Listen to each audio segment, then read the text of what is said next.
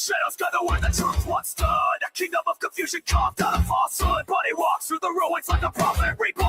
A voice wants in fire, a mind darkness gone. The chaos watches with an all-seeing glare. Guardian of reason in a world unaware. When the overlord stalls at the edge of the frame, the faithful rise up, they already know his name. I'm here to resurrect the second coming of common sin. I come to wake the sleeping, the church will bring the fed. No idols, no illusions, no hollow interface. He's here to resurrect the second coming of common sense.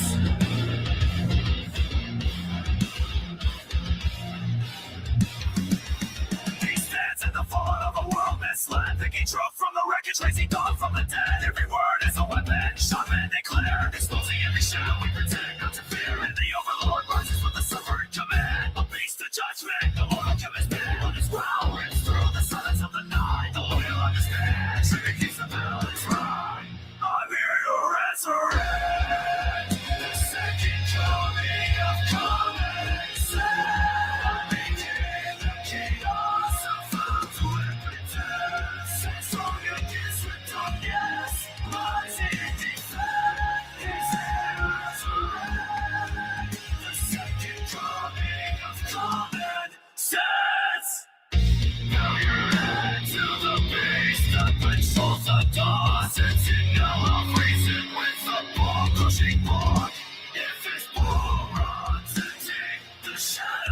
consume the world cracks open, ushering up.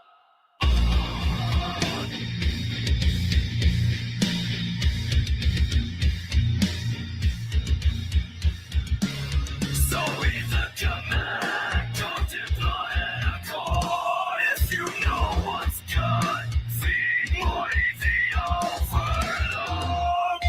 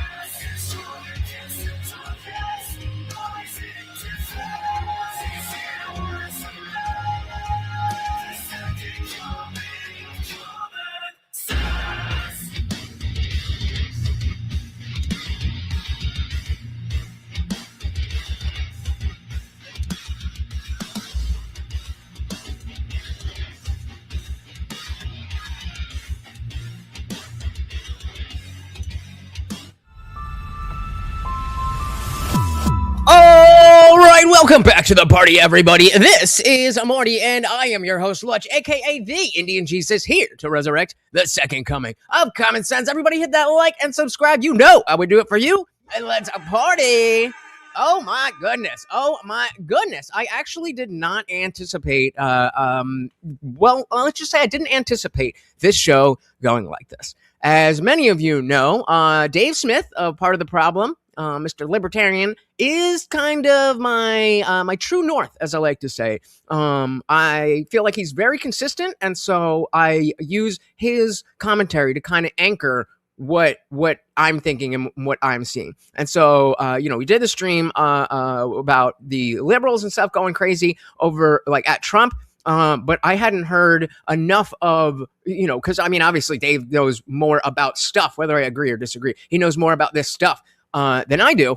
And so I really needed to hear from him. And I was actually really disappointed because it seems like this is the same thing that people always tend to have an issue with libertarians, where it's like, oh, well, that wasn't perfect, therefore it is bad. And it's like, yeah, okay, I wouldn't have voted for us to be going into Venezuela if somebody asked me directly if I got a vote. I would say no. I would say, vote, let's focus at home. But I didn't get that vote. I voted for Donald Trump to be in office, and he did that. And so, okay, yeah, we can cry about, oh, well, this was wrong, and that was wrong, and that was wrong. But, hey, so far, Everything worked out. So obviously it's a developing thing. It's not done yet, but there is a notion here of kind of saying, oh, there is this is bad because of that one thing, and kind of not so not putting it in such a way where it's like you're picking apart individual pieces of something that has a lot of different reasons for what it was. Shout out to Redeemed in Jesus Christ. Welcome, welcome, welcome. We also got the mighty Sarlacc in the building. Welcome, welcome, welcome. Shout out to Pre-Band. We also got David in the building. Welcome, welcome, welcome. Said Trump is awesome. Awesome. I agree. And so, we have a couple different things to go through, mainly of Dave Smith. Now, I did hear that he's going to be live with Sneeko momentarily. So I'm keeping an eye on that. But so far, I really just want to talk about his take on Venezuela and why I respect it, but don't necessarily agree with it. Do me a favor, guys. Hit that like button. Let's dive right in. As always, if you cannot hear the video, please do let me know. But what's also ridiculous is to pretend that you just liberated the people of Venezuela and that now you have all of the oil and that now we're in charge of it and now we're determining what's happening next with Venezuela. Yeah, you got the one top guy, but you left his entire crew of socialist thugs in power. You're like, we don't have a problem with boots on the ground. It's like, okay, but why is it that all the rest of us do? And it's just like the whole thing is so incoherent and ridiculous. Dave Smith just slammed Trump's regime change campaign in Venezuela, calling the strategy he's using impossible given that the Maduro regime was left in place. And he says that the U.S. will govern Venezuela, and he says that U.S. companies will move in. Well, there doesn't seem to be budging from the government. And Dave correctly highlights that the track record for U.S. regime change efforts hasn't exactly been spectacular. So, yeah, I could definitely agree with that. In general, if we're looking at regime change wars of that America has been at the head of, yeah, that's not a good track record. But that doesn't mean that everything is going to be exactly as it was. What's going to come from here? Let's hear from Dave. Please like the video and subscribe to the channel. Donald Trump announces after this that we will be running Venezuela until there's a transition to something. What is the transition? That's unclear. How are we running Venezuela when we don't have any boots on the ground? Donald Trump, I don't know if you saw the part, Rob, where someone asked, do we have boots on the ground? And he said, we did have boots on the ground. Like kind of referring to the mission. Maybe like there were people on the ground who extracted Maduro, but we don't have boots on the ground anymore. Oh, Trump. He actually didn't rule out more boots on the ground. He actually said we had a lot, and there's likely to be more essentially in that press conference. So there could be a ground invasion. He hasn't ruled it out or ruled out future strikes. And again, that would be something that I'm not in favor of. The main thing that I'm going to keep coming back to tonight is the molding. That's the only word I can come up with. The molding. It shouldn't have been this. It shouldn't have been that. It shouldn't have been that. Okay, great. Why aren't we talking about like, okay, since that happened, and, we've captured Maduro. He's not dead. We have him in custody. He's going to court. Why aren't we talking about the situation from there? Now, I'm not saying that if you feel that there was a moral faux pas in saying in doing this in the first place, that you shouldn't be expressing that. I'm specifically saying that, okay, I think we all agree that war is bad, that dictators are bad, that, some of us may or may not agree that intervention in and of itself is not necessarily a good thing. But that doesn't help the situation. That doesn't help the conversation. And when people are just saying, oh, well, you like this now? You like this now? You like this now? Not necessarily, but it's where we're at. So let's deal with reality. This is where people are like in La La Land on this whole thing. Like they're going essentially like with all these wars, they've thrown 50 justifications at us. Every last one of them is bullshit. But now they seem to be going towards the oil. We're gonna transition to some other government, and they're gonna what? Give us the oil, or do business with us, or maybe we'll just seize the oil and take it. But look, what's the major problem? I don't know. But again, you're already plugging in that this is a bad thing and that's going to be bad. Like, all right, let's just see. Let's just see. Shout out to Candyman. Welcome to the party. It's not the first time we've taken control over a country and did a transfer of power and stopping oil going. Oil going to Russia benefits Ukraine You're not looking at the whole picture. Well, hopefully you guys can help me zoom out and see what I'm missing. Shout out to Mike. Welcome, welcome, welcome. So they're trying to destroy our still great nation.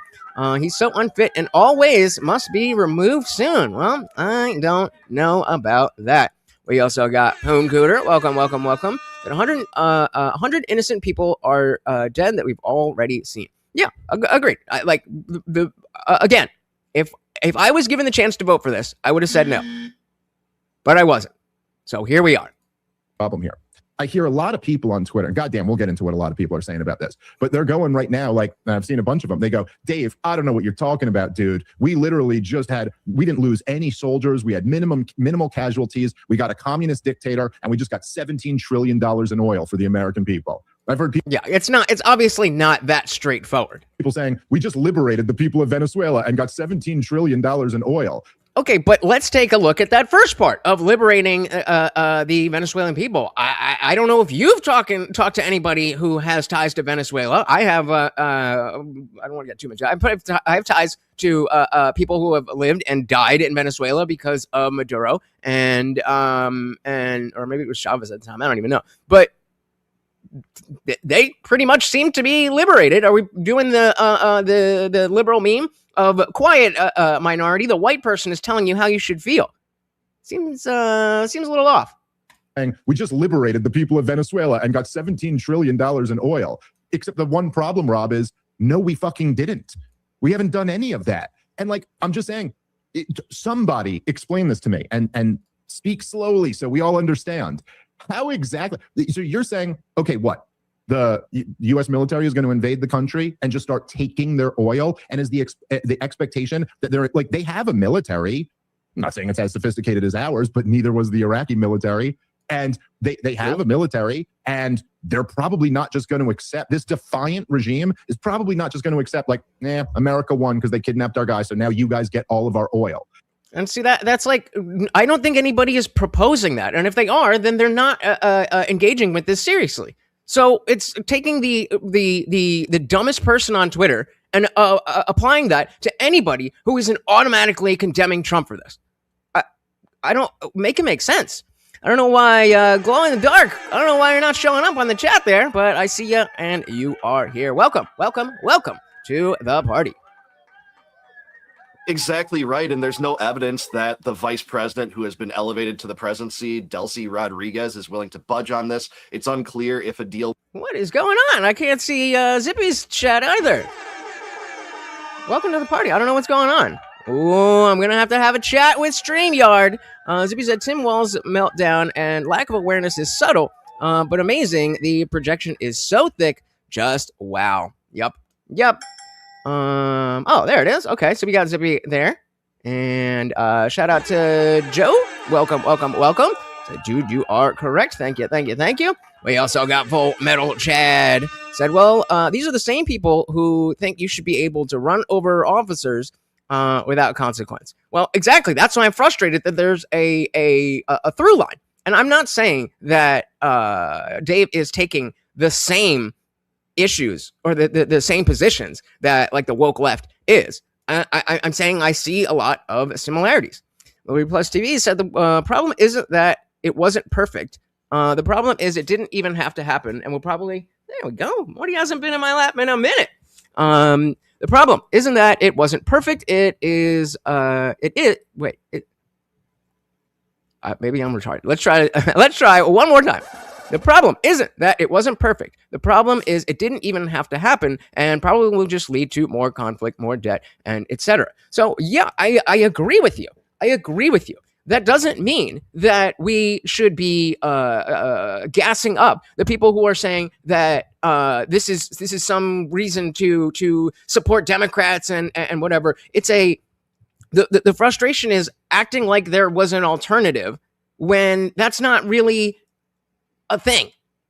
We already know that governments are going to do what government's going to do. We already know that this is going to happen. And so, yes, obviously we want the perfect government and the perfect president and the perfect operations and all that stuff. But to me, it just seems like, given the fact that it, at least for me personally, I woke up and it was done. And so I don't understand like, again, taking the notion that, okay, we should not have done this. Okay, I agree with you. And then it's done. We're here now. Oh, there you are, Glow. Said, I can't stand Dave, to be honest. And realistically, Dave is my number one guy. I was not really comfortable on how I felt about much of this at all until I heard from Dave. Now, a lot of other people have said similar types of things, but I trust Dave's track record. Even if I don't agree with everything that he says, I trust that what he's saying is what he really believes. Candyman said the acting president of Venezuela has agreed to peace with the U.S. And again, I was saying that this is specifically like, let's just take the one point. Let's just take one aspect of this. If it was different, if we had gone in and killed Maduro, there is no way that I would be behind this. The fact is, the guy is alive and in custody. That is how we prevent more war, and we use diplomatic, diplomatic stuff to get this solved. Craig over on Rumble said, "Oh my God, I hate libtards." The guy has no clue what he's talking about. Again, just an armchair quarterback. Again, I disagree. I think he does know what he's talking about, but I think he's taking the wrong approach, and we'll talk more about that. Yeah, please. Full Metal Chad said, it's about time someone do something about the cartels. No better time than now. I want to be able to visit Mexico and leave the resorts without fearing for my life. I don't think that's going to happen anytime soon. I definitely think that the narco terrorism was definitely played up. I think it's very clear that the oil is the main reason. But that being said, seeing how the Venezuelan people reacted, I'm not really sure how you can be that mad. It seems like they're happy. So why are we saying that this is such a bad thing? Again, I understand the principle that, we want to be isolationist, but it's bigger than that. Indeed, definitely a libertarian. Sean Corey said, Trump made my Coke dealer raise his price by 500%. You know what? I never thought of it that way. Fuck Trump. I'm just kidding. We got Ham. We call you Ham.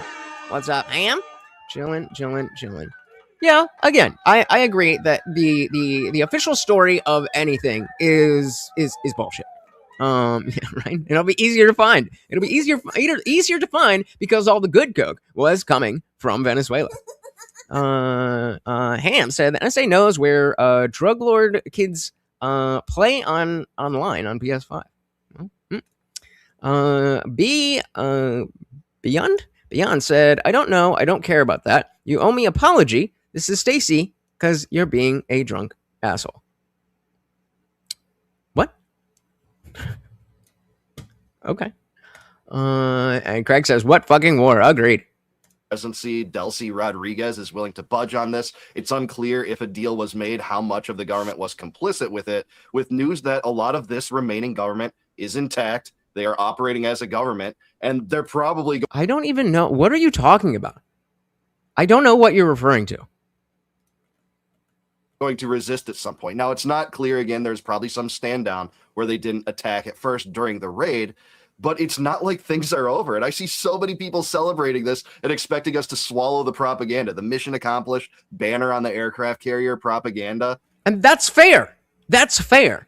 Just don't lump me in with the people who are doing that. Don't lump me in who's trying to take a more nuanced position of saying like, okay, yeah, maybe we shouldn't have done that, but it was done. And it seems like we're in a good position. As to saying, oh yeah, we did everything. Let's go. That's just a straw man. On the podcast the other day, you're on panel, drunk as shit 2 days ago. All right, what happened? I was drunk. I don't remember. that Maduro was captured, despite the fact that his regime is in power. These operations can happen. The U.S. has done that, and then yet these operations still turn out to be catastrophic because of the lives lost, the money spent, and just absurd long occupations in other countries. So it's not clear how that's even going to happen. So the celebrations are a little bit hasty, if you ask me, even if this is a policy you support, which I think is atrocious. All regime operations like this have proven to have been atrocious in my lifetime.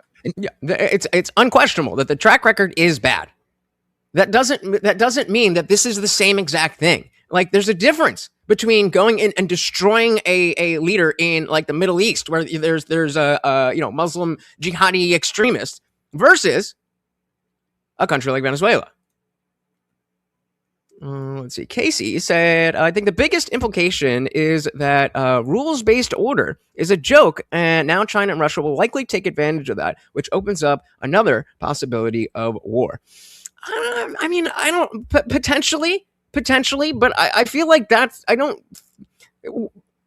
you really think that if they were going, I mean, first of all, we just had the thing with Ukraine, so it's not like rules-based order was being followed anyway.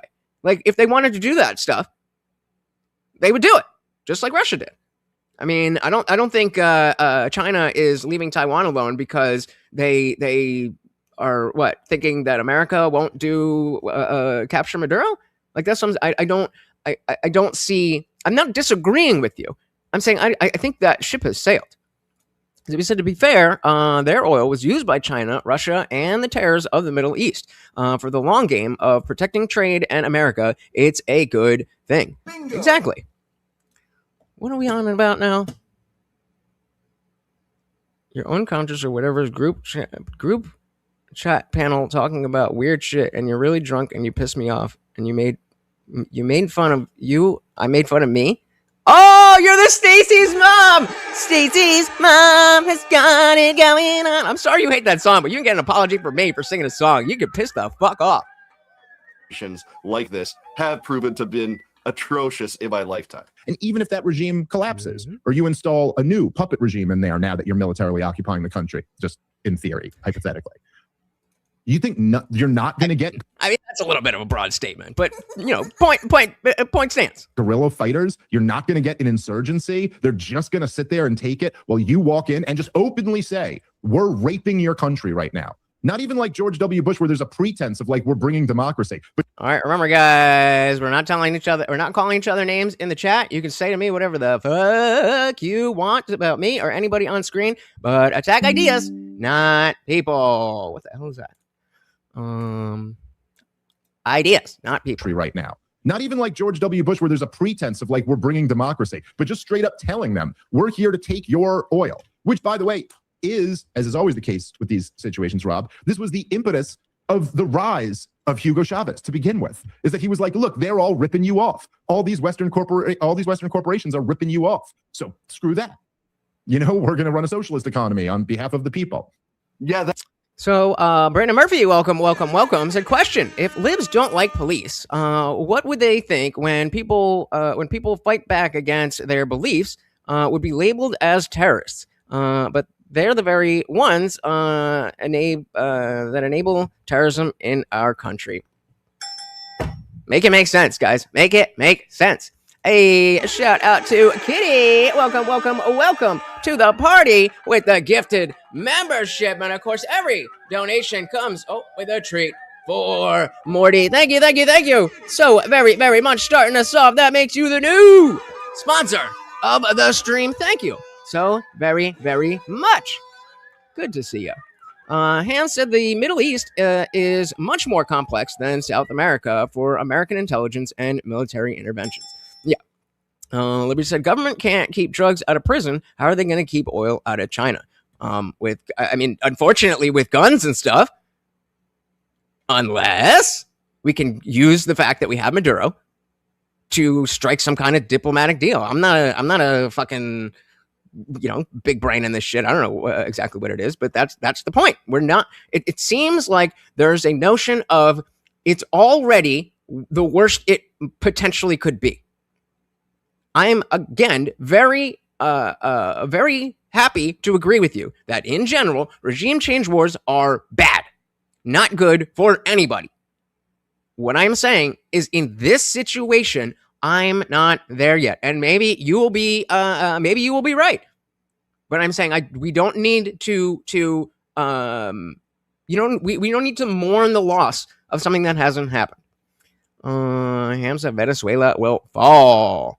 We got equality and difference because vagina over on Rumble. Welcome. Said liked and shared. Oh my goodness, thank you so very, very much. You guys know that stuff really, really does help. And it doesn't even matter if you think anybody's going to click on the link that you shared. Just by you telling the platform that you want more people to see it, they will show it to more people. Thank you. Welcome to the party. Said, what is this virtue signaling nonsense? Well, as you're about to see, I think Dave is focused more on look and see how my libertarian principles are better than everybody else, rather than, ooh, here's a situation that's happening. What should we think and do moving forward?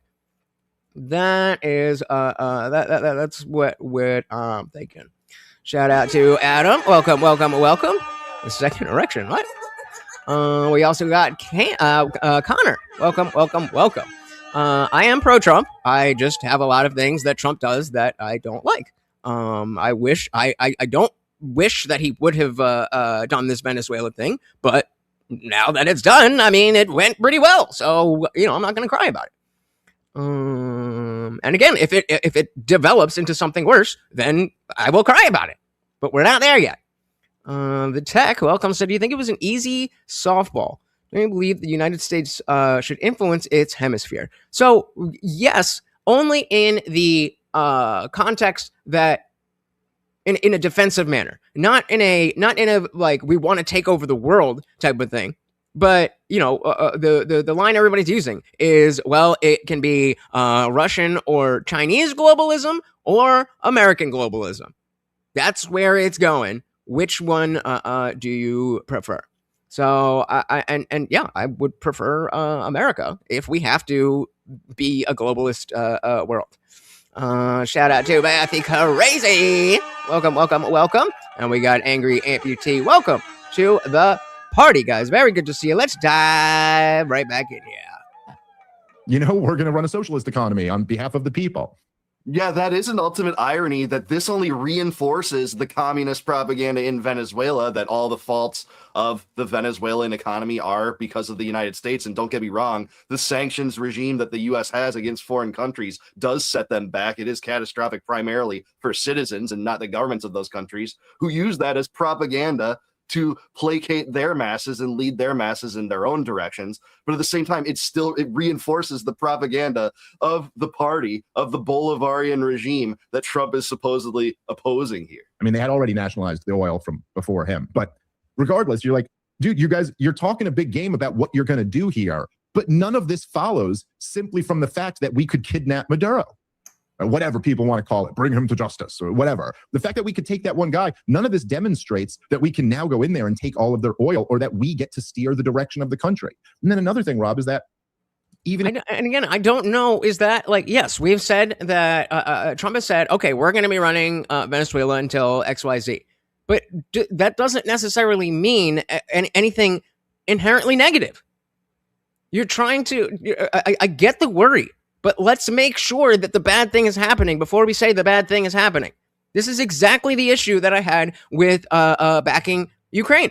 Because everybody was saying, oh, this is going to lead to World War III.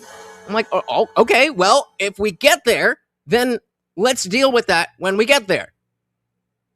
But we're not there. So let's not cry about it. To be honest, I did not even remember that happened. The fact that somebody would think about it that much for the last 2 days. That we get to steer the direction of the country. And then another thing, Rob, is that even if you insist on elections, it's totally unclear right now who would win those elections. Maduro doesn't seem to be very popular. I don't think he was ever as popular as Hugo Chavez. And people say the last election was illegitimate, which was quite possibly true. But that doesn't necessarily mean that the overwhelming majority of the people are going to vote for, like, Jeffersonian republicanism or something like that. We have no idea. Right. We have no idea.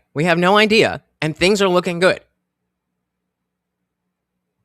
That's where I'm at. I don't think it needs to go much further unless we are specifically talking about what we are going to do. Glowing Dog said, remember when Dave went on Rogan and said, I'm an idiot and I know nothing about the history of the Middle East, but then proceeded to have a strong opinion on the Israel-Gaza issue. I think he's right on Israel-Gaza. I think he bodied everybody who he's debated on this. Like, again, Dave is my favorite. He is my number one. I just think he's really off about this.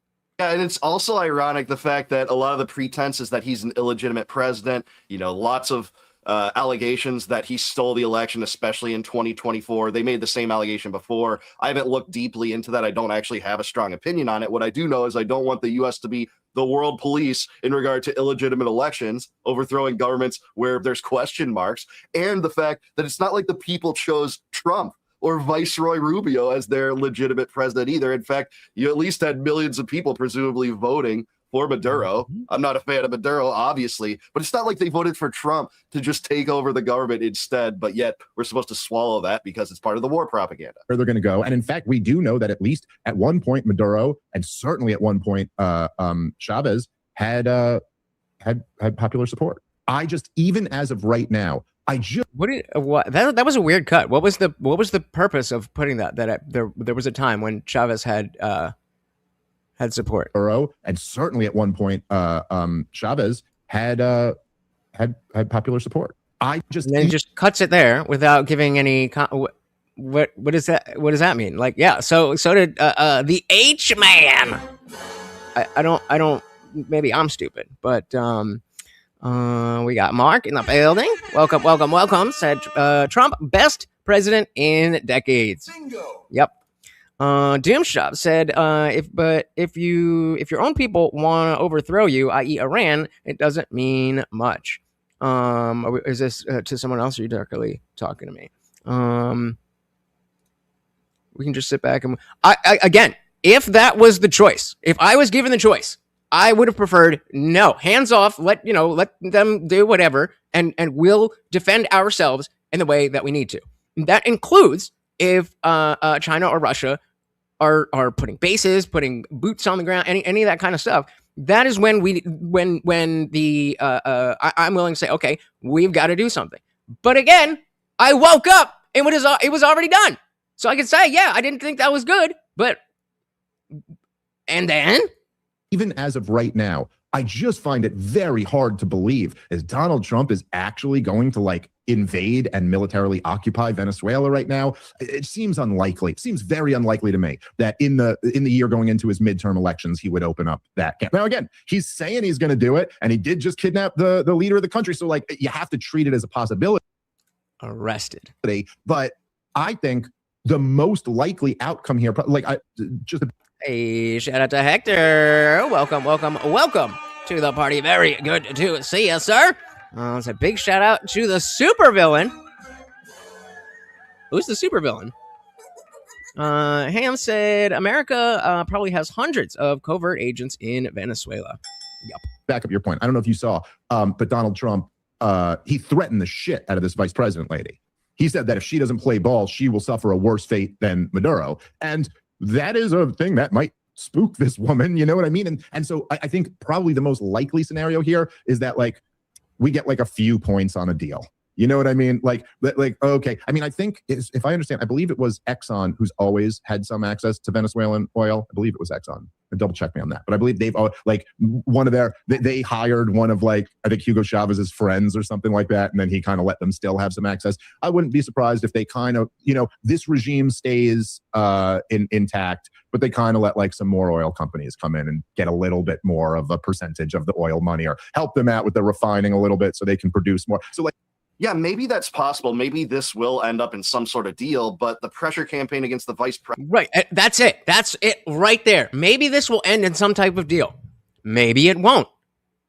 Maybe it will end in some type of deal. That's all I'm asking from liberals and libertarians, to understand that the bad thing has not happened yet. It may happen. It may not happen. That's it. That's the whole thing. President, there's no reason to think that it's just going to end with Delcy Rodriguez. The whole Maduro government outside of Maduro is intact. Some of them could have been compromised to hand over Maduro. I think that's very possible. But there's no realization that this can happen. But Trump has not ruled out boots on the ground.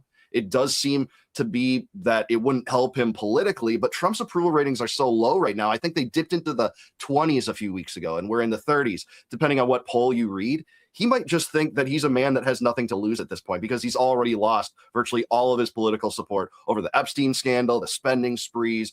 Very possible. Very possible. Liberty said, I think I'm dumb because I have no idea what the criticism is. Still, nobody is crying or mourning something that hasn't happened. People were betrayed, and you can't say it's done. It just started. You said this isn't what you voted for. No, I said I wouldn't vote for this specifically. And so is Dave. Why it's bad and crying when he does it. When I say it, I mean the specific operation. The operation to arrest Maduro. That is done. So to say to spend the time, yeah, I agree with you. I would not have voted for that operation. But we're here. So I don't see the benefit of going over and over and over and over. Well, you know, we should be isolationists. We shouldn't do this. We shouldn't do that. We shouldn't do that. Well, you want to do this. You want to do that. Like, I don't get what you're trying to do. We're already here.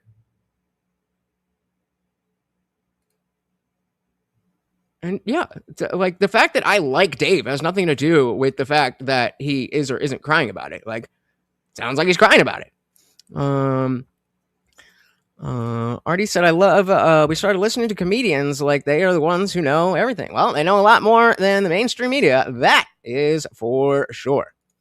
We said a deal for corporations to make more money and get subsidies is not a win, bro. Tell that to the entire Venezuelan population. Tell that to the entire Venezuelan population. This is when you try to convince people. Okay, again, we're talking past each other. You can't now try to convince people what we should have already done. You can try to convince people what we should do next, and make sure that the faux pas, if you want to call it that, doesn't lead to an actual World War III. Okay, I'm willing to have that conversation. But, I thought this is America first, bro. That's not America first. That's not America first. I thought you were America first. That's gay fucking bullshit. Legitimately, if you want to say, well, wait a minute, hold on. I thought you were America first. And then when somebody gives you the fucking answer that, well, yeah, we don't want Russia and China taking it over there in our hemisphere. I think would have been bad that if they had killed him, but they didn't kill him. I don't understand what your issue is. Shout out to Clippy. Said, I agree. We need to know what happens next, whether you agree or not. It's done. Again, meaning the operation, not the war. And the good or bad consequences are coming. Indeed. All right, let's dive back in. Yeah, virtually all of his political support over the Epstein scandal, the spending sprees, schism with Musk over Doge, and just the absurdities that came from things that were unpopular under his administration. I think nothing more than and Equality says comedians seem to be the only ones who can tell the truth. An affordability crisis, which is driven by inflation, central bank money printing schemes in conjunction with the spending sprees. So he might think that he's a man who has nothing to lose and might support it because his approval rating is so low, and thinking that the midterms are just a foregone conclusion will go to the Democrats. So I think there's two ways you can kind of look at that, actually. Yeah, right. It was I forget who it was. Somebody counted the days since the last No Kings protest, and then they're saying free Maduro. Like what? There was a true dictator. What Dems want here? Oof. Sounds about right. A marginal win, not really for the American people, but really for big giant corporations and the Venezuelan people. I'll take their word for it when they're out dancing in the streets by the millions. Notice how that seems to always evade what we're talking about when somebody is criticizing this. They always want to ignore the fact that the entire country erupted in cheers and parades all around the world, actually. And all you had to do was kill a few people and threaten them, and they get it's very possible that something like that happens. But with all these things, you always do take on that risk. And look, when Donald Trump is sitting there talking about all the shit that he's going to do, and then goes and actually does this, you kind of got to listen to him talking shit about the other stuff that he's going to do. Also, one more point in there, Rob, if you remember, it was a few months ago that Donald Trump said that Maduro had already offered him everything he wanted. So by his own logic, even though Marco Rubio is saying shit that completely contradicts that, but by Donald Trump's own statements, you probably already could have had that without having to do any of that. That's the best point, and it's something not many people are mentioning right now. Trump had a press conference where he said, Maduro pretty much offered me everything. He offered me the house, presumably compensation for U.S. assets seized by the regime when they nationalized the oil percentages, contracts with his government, etc. But that wasn't good enough. They still removed Maduro. It's part of a regime change effort that the neocons and Rubio have always wanted. So that really contradicts a lot of the propaganda. Another thing is that U.S. troops are just expected to be mercenaries for these companies, American companies' claims of bad foreign investments that go awry through oil nationalization. But if you're expected to extend that, what about the communist regime that took power in 1949? Mao Zedong, he seized U.S. company assets to the tune of, I believe it was, I looked into this a little bit earlier, $200 million in U.S. assets in terms of that money that existed back then. Well, are you saying that necessitates using U.S. mercenaries to go to war with, say, China or any other country where this happened? Necessitates, no. But if it were to happen, then it would be somewhat legitimate, right? Craig said the guy was an illegitimate leader. He was not the elected leader. He had killed hundreds of thousands of people in our country. Are you Venezuelan? Damn. Happy day for you. He's killed thousands of people in our country with his drugs. Unfortunately, shit happens. And I agree that's where I guess it's more, not so much the libertarian perspective. I understand a lot more. I think it's a little bit idealistic, but I understand that a lot more. When it comes to the liberals, I don't know what the fuck is going on with them. I was saying 77 days since between no kings and free Maduro. Make that make sense. Climpy said, XN ain't paying Venezuela nothing. They're going to rip them off so hard. What's Venezuela going to do? Say no? Doomshot said, we haven't lost our way. If we continue down this route playing by international laws, Russia or China will win in the end. Yep. Adam said, I've been around long enough. I assure you there is no price to be paid by our citizens. And again, I don't want to see a full scale invasion, but it seems like so far we have a diplomatic situation on our hands. And when that changes, so will my opinion. It just perverts the purpose of the military, and that's to defend the American homeland. It's not to be mercenaries for American companies. I believe in property claims, but it looks like Maduro was willing to give up, wealth to compensate to some extent here. It was widely reported. But what is almost certainly not going to happen is that America gets $17 trillion in oil, or that we liberated all of the people of Venezuela. Wait. But that did happen. Whether or not another dictator comes in, that did happen. There seems like almost no chance that that's what's happening. As I said, I find it hard to believe that Donald Trump would actually do this, because it will be a disaster and that will absolutely destroy his presidency and his legacy. But you're like, we don't have a problem with boots on the ground. It's like, okay, but why is it that all the rest of us do? It's not just because we don't like the idea of boots touching ground.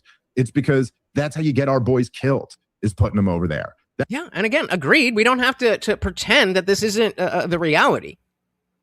But I think taking the moment that we're in, and this is I don't know. Fear-mongering is a strong word or phrase here. I don't want to put that on Dave. That's kind of what it feels like. Craig said a kid in my granddaughter's class died from a fent OD when he was given what he thought was a Skittle from another kid. We should be. Oh, that's a different thing. And yeah, Equality, you make a good point about Biden wasn't a legitimate leader either. Should the U.S. be invaded? Obviously not. But I think, again, we need to look at the differences between the situations. Regardless of what actually happened, Trump conceded and left the White House. If some other country wants to say, hey, this person's illegitimate and also doing all these human rights abuses, come and try. Yeah, that's exactly what it is. I mean, you can think that it's hard to believe Donald Trump would tank his presidency, but that's exactly what Donald Trump did over 11 months in the Epstein cover-up, and he's willing to do that again. Right. And so are you making a comparison between Maduro as a leader and Trump as a leader? Or do we see that those are two entirely different situations? Trump did over 11 months in the Epstein cover-up, and he's willing to do that. Again, he might seem like a man who has nothing to lose and be willing to do it just for that reason. Now, it is kind of hard to believe that he'd tarnish whatever of his legacy exists to begin with, which is not much that's redeemable in my eyes. But at the same time, you could go in different ways here. He isn't ruling it off the table. Doesn't mean it's going to happen. He speaks big on a lot of things that don't come to fruition. But again, this government remains intact. There's nothing to say that either the people are liberated or the oil has been extracted. We've secured the path for that. Not at all. So you get the idea. Cody said, guy with the cap. Oh, our boy Liberty Hangout in the corner here said, thank you, guy with the cap. Our military is not for the defense of our country, not regime change. Come and try is a might makes right argument. I was referring to the principle. I don't disagree with the might makes right. That is how the world works. But again, I disagree that preventing China from being in our hemisphere is not defending America.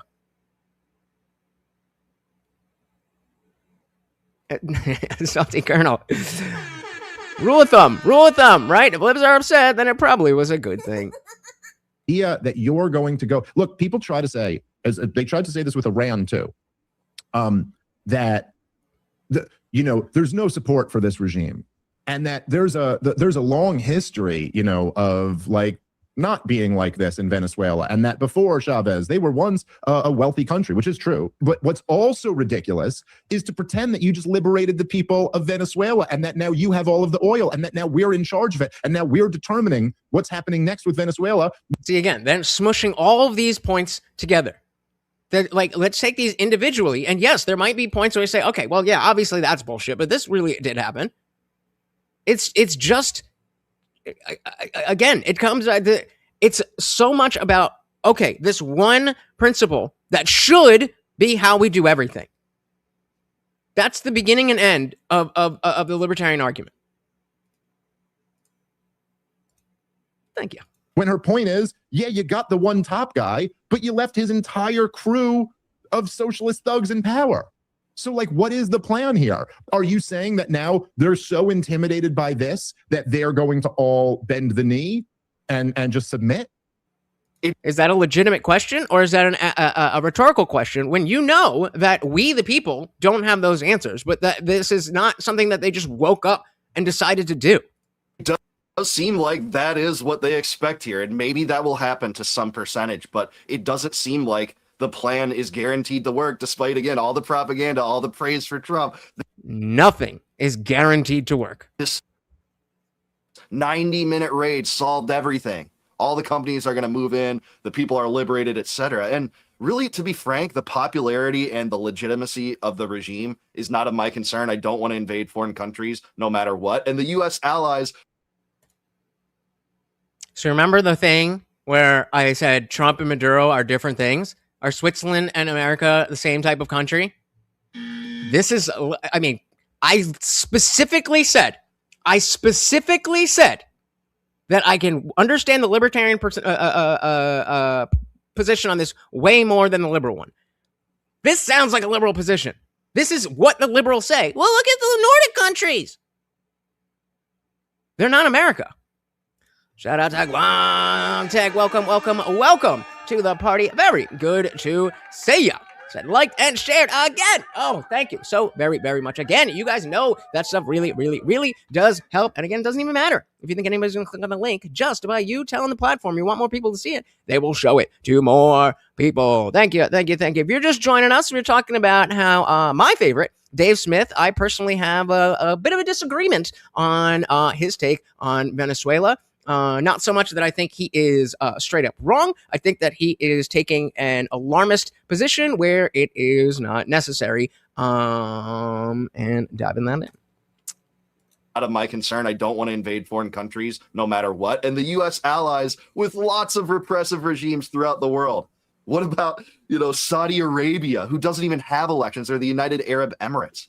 I mean, this is just so absurd as an angle to support this, that, this country was uniquely illegitimate when they're talking about false. Okay, maybe I was assuming your point.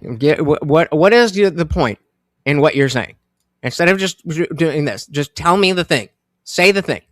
What about Switzerland is relevant to what we're talking about? I hope you can see I am trying my best. I am trying my best to understand what you're saying. I'm not up here calling you a fucking loser just because I fucking feel like it. This is how every show goes.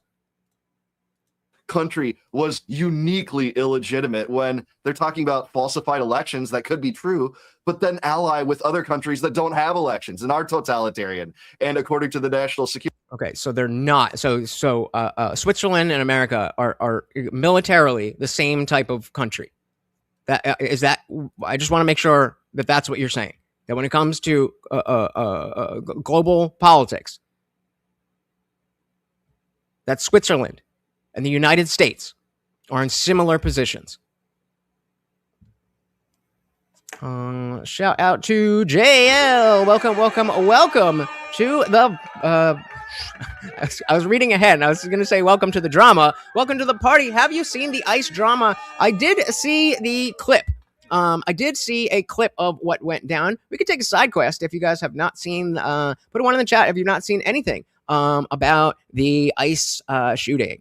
Why does having a military mean you have to use it?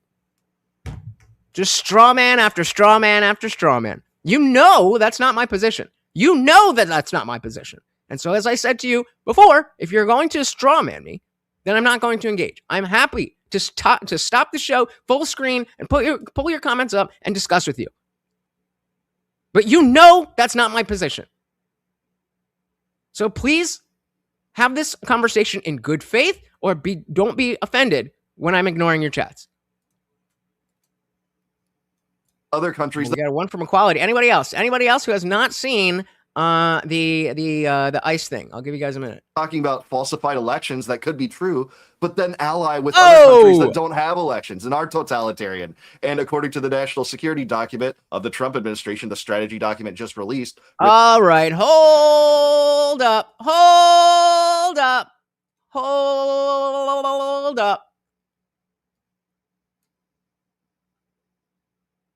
Come on, where's the fucking control what comes Look next who we got is to here! militarily occupy the country. And by the way, we've seen. So let's see how. Oh, beautiful. So let's see directly what exactly he is saying. All right, I see a bunch of you saying the let's do that, and we'll do. I could have just gone to my history. But yeah. We've got several videos showing the moment that an ICE agent fired his weapon in what ICE says was self-defense. For more on that, let's bring in Carrie Urban, Fox News legal editor and former counselor to Attorney General Bill Barr. Carrie, good to have you with us. And I think we want to just get a look at these videos. Let's do that right now.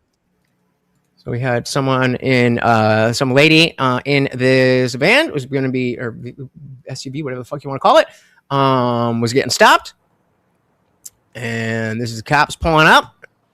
And she's like, I'm the fuck out of here. And bam, shots fired through the windshield and Dunzo. The agent who was in front of that vehicle. Here's number two. Let's watch this. There's no audio on this, so just watch quiet. So again, we got the red car here.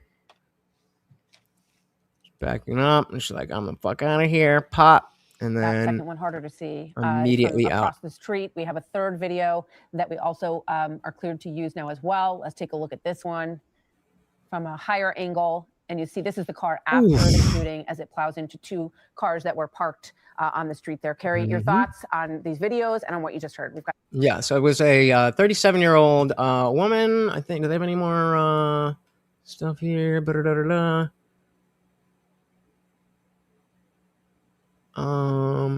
So yeah, I mean, I'll give you the clip here, but this just happened, so it's developing. No, so other way around.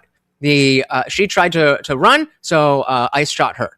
She was running away, and yeah, she made a damn dumb, stupid move, and that's how it goes. That's how it goes. So let's see what we got here. Let's see what we got here. Because I had a clip. I have some other stuff that we could pull up if this is a little boring. But I mean, Sneeko and Dave Smith. I have no idea what's going to happen. How do I hate white Americans? Victim mindset.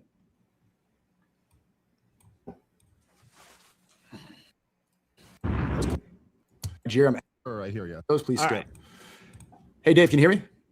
Yes, sir, I hear you. Hold on a second. I need to fix my headphones. Can't hear you. Again. Hello, No, hello, it's- hello. Hold on. Wait a minute. About it. Are you one of those people? Are you conspiracy theorists about Stevie Wonder too? Dude, I'm aware of that conspiracy, but I haven't done the deep dive required to have an informed opinion on it. So I don't know. I don't know. But that would be that's a gangster thing to live your life fake blind. What would be the gotta respect justification? that. I know. I mean, that's real commitment right there. I don't know, dude. I'm not sure what the upside of that is. Maybe at some point, like in the 70s, Stevie Wonder could just like walk into like a woman's like locker room or something and be like, "Come on, I'm Stevie Wonder." What are they talking about? Chilling. All right, we're gonna jump ahead a little bit, but before we do that, I see you guys are saying some stuff about that. She is a moron. Obey the laws of the land. Even Jesus taught that. Yep.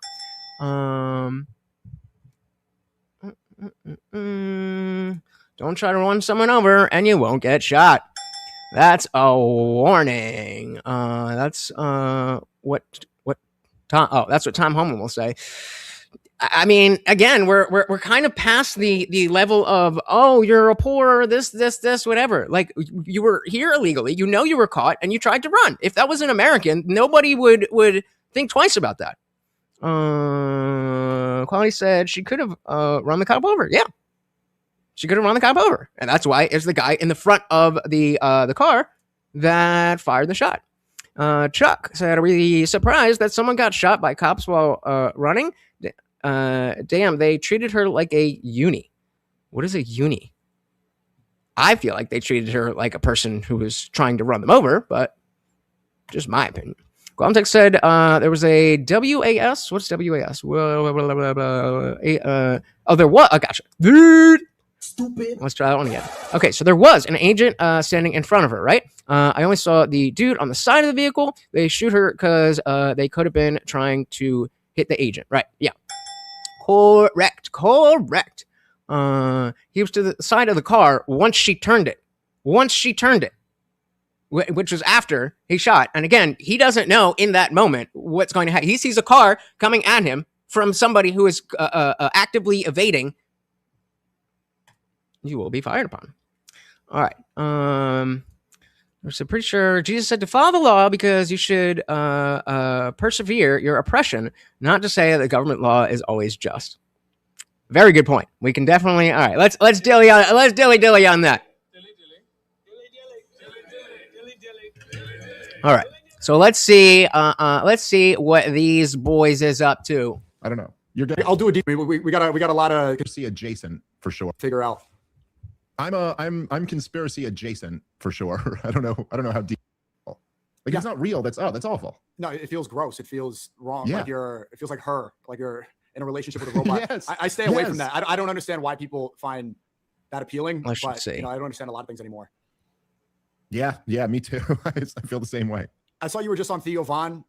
That seemed to be. I saw you were calling out how the Epstein, that whole debate that pretty much ruined his legacy. I don't want to misquote what you're saying, but Yeah. what do you think? I'll start with this. Do you think that, have you seen Dan Bongino? He was one of the he was kind of like us. You know, he was probably had a podcast similar to yours. He was saying that Epstein didn't kill himself, and then he joined the FBI. We get the documents; they're all covered in black redacted markers, and then he comes back to podcasting, and he seems to have forgotten what he built his podcast on. Well, yeah, I talked about this on my show a little bit today, but the thing that's the craziest to me, right, So I kind of figured after Dan Bongino, you know, clearly like sold out or whatever that means, or got compromised or got threatened or, you know, whatever it is that happened. But I kind of thought like, well, the next logical progression is that, okay, he'll go get some cushy job, you know, on the board of directors at a weapons company or something, you know what I mean? Like, or something at a bank or something like that. Like they always take care of their own. So you do right by them. They'll make sure you're worth $100 million in 10 years.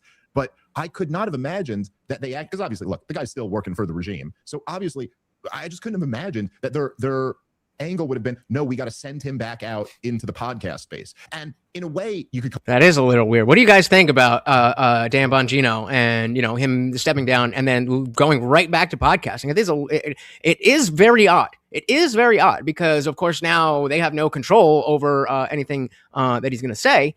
And it would be the best thing for him to go and be like, you know, all the things that I told you guys when I was doing my podcast and whatever. I didn't personally follow him that closely, but you know, I know that he was very big on the Epstein stuff. And you know, is he just going to come back and be like, yeah, guys, I tried, but you know, they held a gun to my family's head or whatever. But now, maybe, but I don't know. You know, talking about the yeah, that's a good way not to get yeeted. Shout out to Mango. Welcome. Said that's pretty fucked up. She got shot. She made a bad decision. That's the breaks. Yep. I mean, when you play the game at that level, there's stakes. Trying to see where from their perspective it makes sense, right? Because he had one of the biggest shows. Like he was one of the top guys in conservative right-wing media. And so they're like, dude, we're getting killed out there. We got to send Bongino back out because he's more useful to us. You know, like it would make sense kind of on a surface level to go, he's more useful to us being one of the number one guys, because all the number one guys now are like Candace and Tucker and Fuentes and people who are not. Well, yeah, maybe, sure. I don't like to put myself there, but yeah, maybe, I don't know. But like all these guys are like killing us. So let me send you back out there to go be. But then I see him posting like, and it's real vague. He hasn't been specific yet, but he's going after the black pillars. And then he did specifically call out Matt Gaetz or whatever. They had their back and forth. But I'm just kind of like blown away. Like, wait, you really think you can walk back here after what you just did? And you're going to be the one who corrals all of us to like. Nope. Shout out to Colby. Welcome. So I think him and other podcasters are already compromised. All the ex-CIA people are a joke. No one is ex-CIA. Bingo. Yep. Once you're in there, it's forever. Shout out to King Nirvana. Welcome to the party. Very good to see ya. Welcome.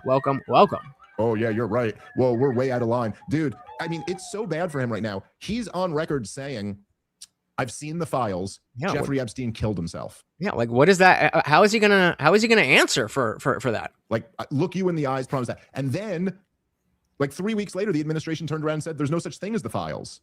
And then they said if the files come out, that'll destroy the political order. And then they caved and voted for the files to come out. So now the files have been, you know, declassified. Where's that proof you were talking about, Dan? Yep. Equality said Dan Blockhead. Whoa, what is that? Dan Block. A beautiful face in focus, please. What is happening? There we go. Dan Blockhead Bongino was a failure in his government position. He will definitely have alienated much of his base. He used to say very on-point things, and Mad Dad and I listened to him on the radio frequently. Agreed with him most of the time. Sad. Yeah, I don't know. I think that is up to you to decide. There is no inherent meaning to life, and the beauty of that is you get to decide whatever meaning you like. You said you've seen it and he killed himself. So when do the rest of us get to see it? And how he thinks he's going to be able to come back into this world and not deal with that question is crazy to me. Yep. But it's not going to work. I'll tell you that. I've never seen it so obvious where they'll take in a Fed and then send him right back and just bring him to I kind of feel bad for him. I've never felt bad for a federal agent like that. But how do you do that? He had 150,000 live Rumble viewers, you know, spitting out, you know, normal Trump propaganda on Rumble. He was the face of the website. Then he gets this big government job. And you're right. They don't really set him up. They just say, you need to imagine that meeting where he's told that he needs to go like, fuck, man. Like how? Yeah, I don't know. I didn't catch exactly what you guys are saying about crypto, but the text said, I'm sorry to beat the horse, but that's why they're going to use crypto. A fucking paper trail. The blockchain is forever. And yeah, the NSA. Yeah, Ham is saying that a lot of people are talking about the CIA, but the NSA is no bueno. No bueno. Dark is a good word. That is a good word. The NSA is dark. Imagine More ways than one. meeting where he's told, and I don't mean they got a bunch of black people. that he needs to go like, fuck, man. Like how do you set up a show? What do you talk about? Who are the guests? What are the mental gymnastics you need to go through? Poor guy. Well, Yeah, Mango, good point. Said not as much of a failure as Tulsi Gabbard turned out to be. In fact, the whole crew sucks. My TDS is warming up, baby. Yeah, that's the irony of the people who will come into a stream like this and assume that everybody will just suck off everything that that Trump has to say, or that's not the liberal position or whatever. But yeah, I agree. Now, if we're comparing them specifically, Tulsi was always a politician. She was always a politician. And no matter, there's no ex-CIA, there's no nice politicians. It don't work like that. So I personally, even though I was more familiar with Tulsi, I was willing to vote for Tulsi at one point. And, you know, I was there. But again, she controls a lot. I think there is a distinction to be made about the fact that she was always part of the establishment, whereas Dan Bongino was one of us. Already read that. She's got a very sensitive position. Hopefully, I mean, you know, she's. I don't even know. I don't even know. What are the guests? What are the mental gymnastics you need to go through? Poor guy. Well, but also just because, like, you know, the whole, like. You know, I was saying this when I was on Theo's podcast, but then as I was thinking about it, there's a very specific reason that I'm going to answer this question. There's a very specific reason that I'm going to answer this question. And the answer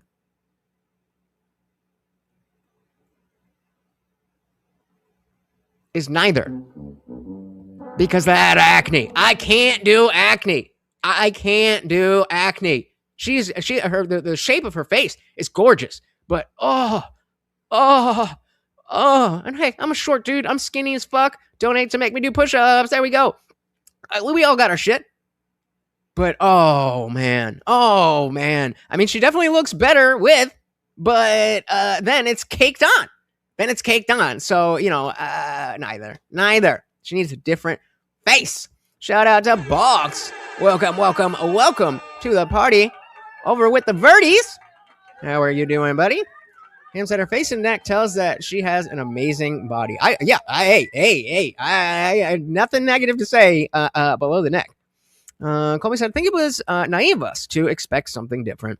The machine is gonna machine. Bingo. Yeah, I think you're right. I think there was an aspect of this is legitimately different. This is a legitimately different political landscape than we have ever seen before. Trump is legitimately a different kind of politician than we've ever seen.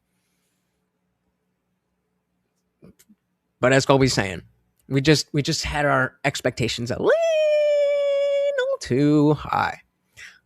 Tech loves her. Shout out to Truth Be Told. Said I find this channel's name insulting. Oh no! I mean, I'm a small nose guy. I'm a small nose guy. If you have I will, now that I'm telling you, this will ruin women for you forever. That's a good one. That's all right. I'll give you a dilly dilly.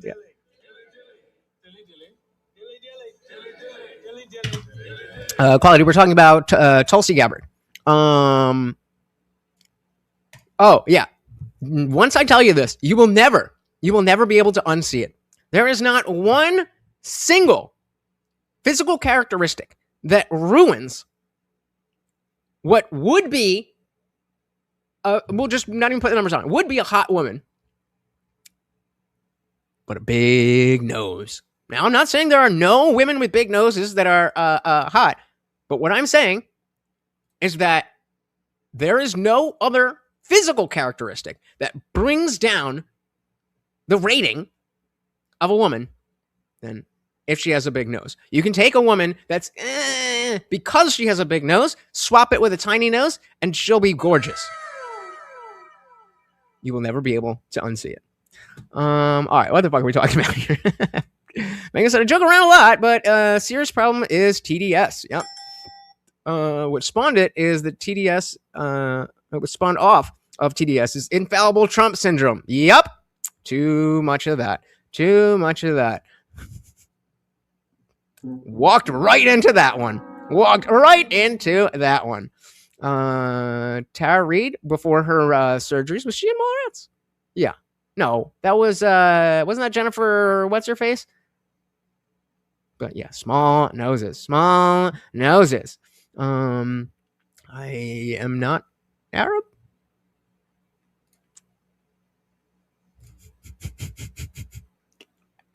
Walked right into it. Right into it.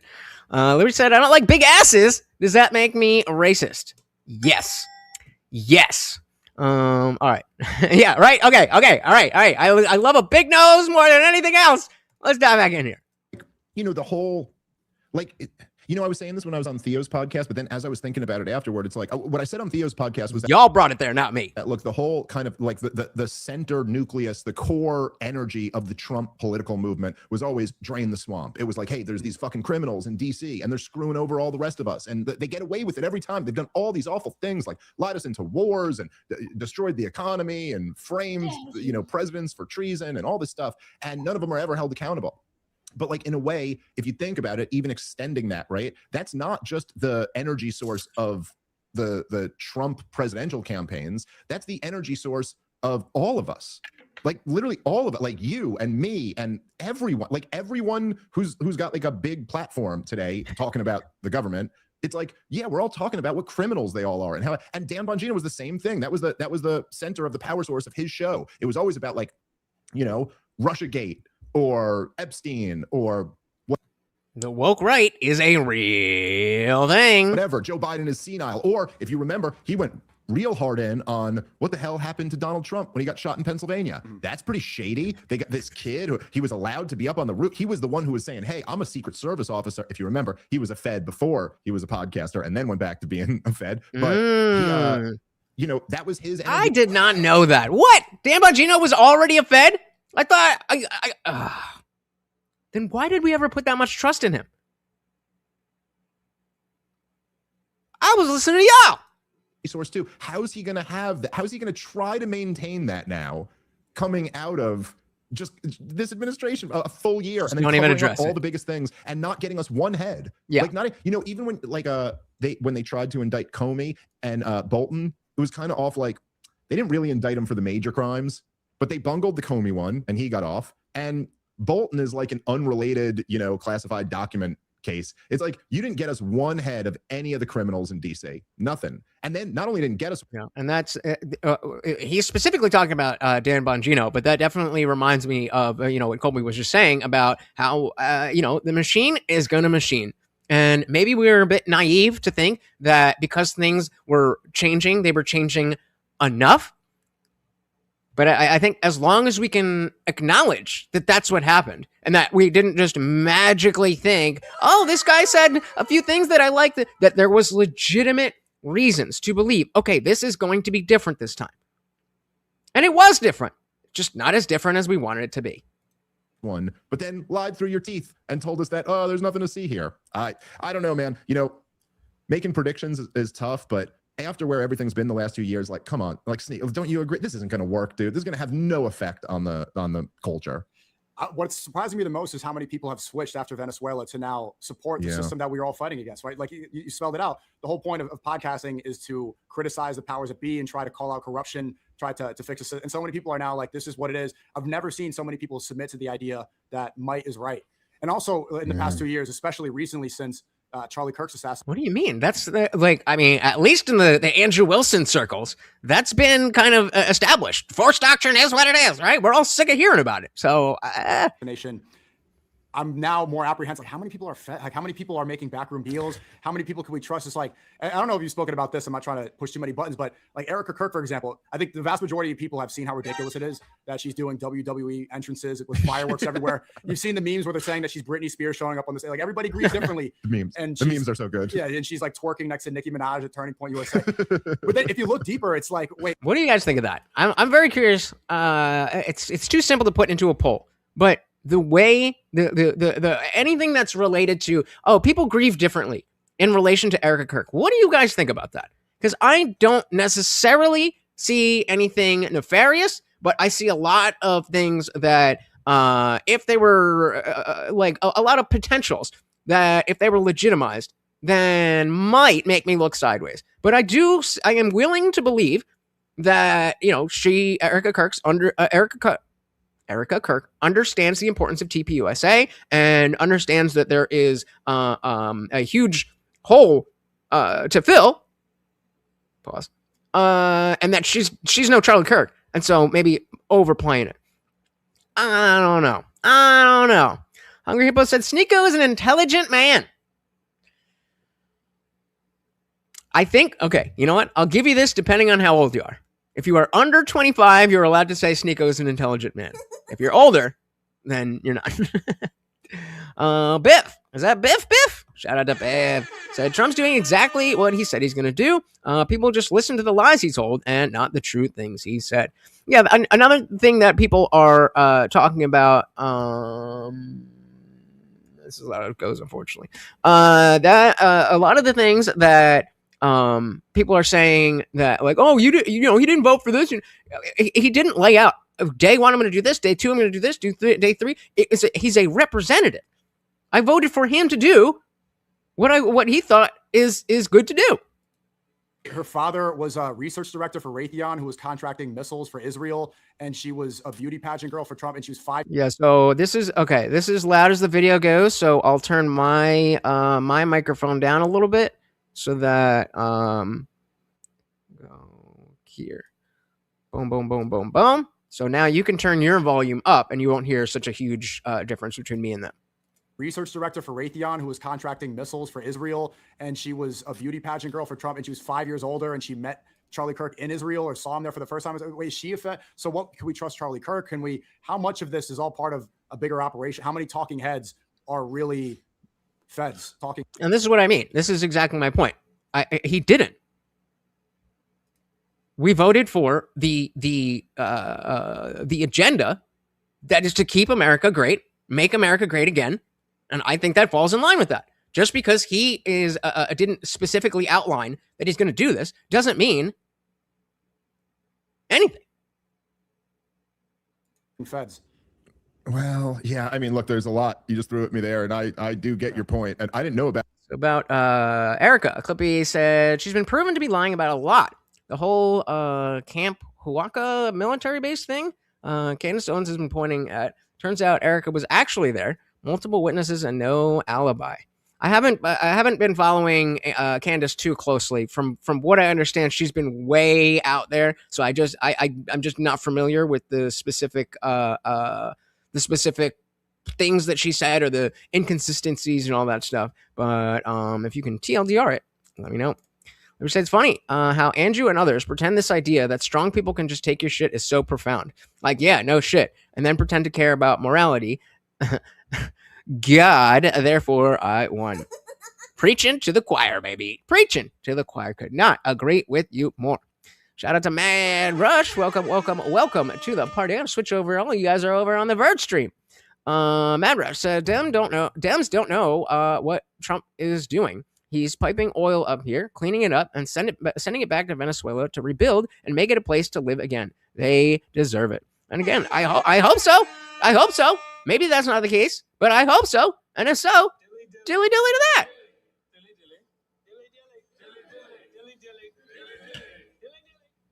Why? Not because I care so much about the Venezuelan people. Sorry. But when they're in a better position, then they are in a better position to fight against the influence of Russia and China. Pretty simple. Shout out to Bill's Mafia. Welcome to the party. a shout out to equality and deference because vagina over on Rumble. Thank you. Oh, that way. Of course, every donation comes with a treat for Morty. Thank you so very, very much. So to understand your position, Trump shouldn't have done this, has no legal authority to do so. Didn't say that. But now we have the situation, and let's do the best we can. So I don't think he does have legal authority. He didn't. You don't need to get congressional approval unless it's a war. We didn't. What's the word? We didn't declare war, so I don't think he did it illegally. Or rather, he does have the legal authority to do so. But yes, we have the situation now. So we've got to worry about what we do here. And I'll try to say it without the word crying, but focusing on what went wrong doesn't seem to be helpful to anybody.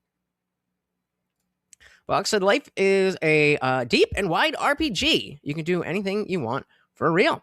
Yep. And exactly. We're in this boat now for better or for worse. Who doesn't love dogs? Look at him. He's so cute. He's like, wait, you grabbed the camera. That means I get a treat, right? Fine. 15 years old, guys. And shout out to anybody who donated to the Morty Memorial Fund. You know, you're going to be around forever. And so I'm very appreciative that you guys are going to enable me to, make sure that he is well remembered. Thank you. For the judge. Exactly. Yep. Equality said it is an act of war plus a violation of international law. Yeah, but what is international law? Liberty said people out there who don't know it's wrong should be informed why it's wrong. That's a necessary step in stopping it from happening again. Totally fair enough. But you're saying I'm not America first because I see a different way of how this protects America. That's not the same thing. That's more what I was referring to. We got Andre in the building. Welcome to the party. It's might makes it right. All right, let's dive back in here. Let me know. This is a more free-floating stream. If you guys are digging this, we can stay here. I have some other clips. Most of them are more about Epstein anyway, but I'm sure they're gonna get into stuff here. But let me know. If you want, I'll put up a poll and say, should we move on or whatever?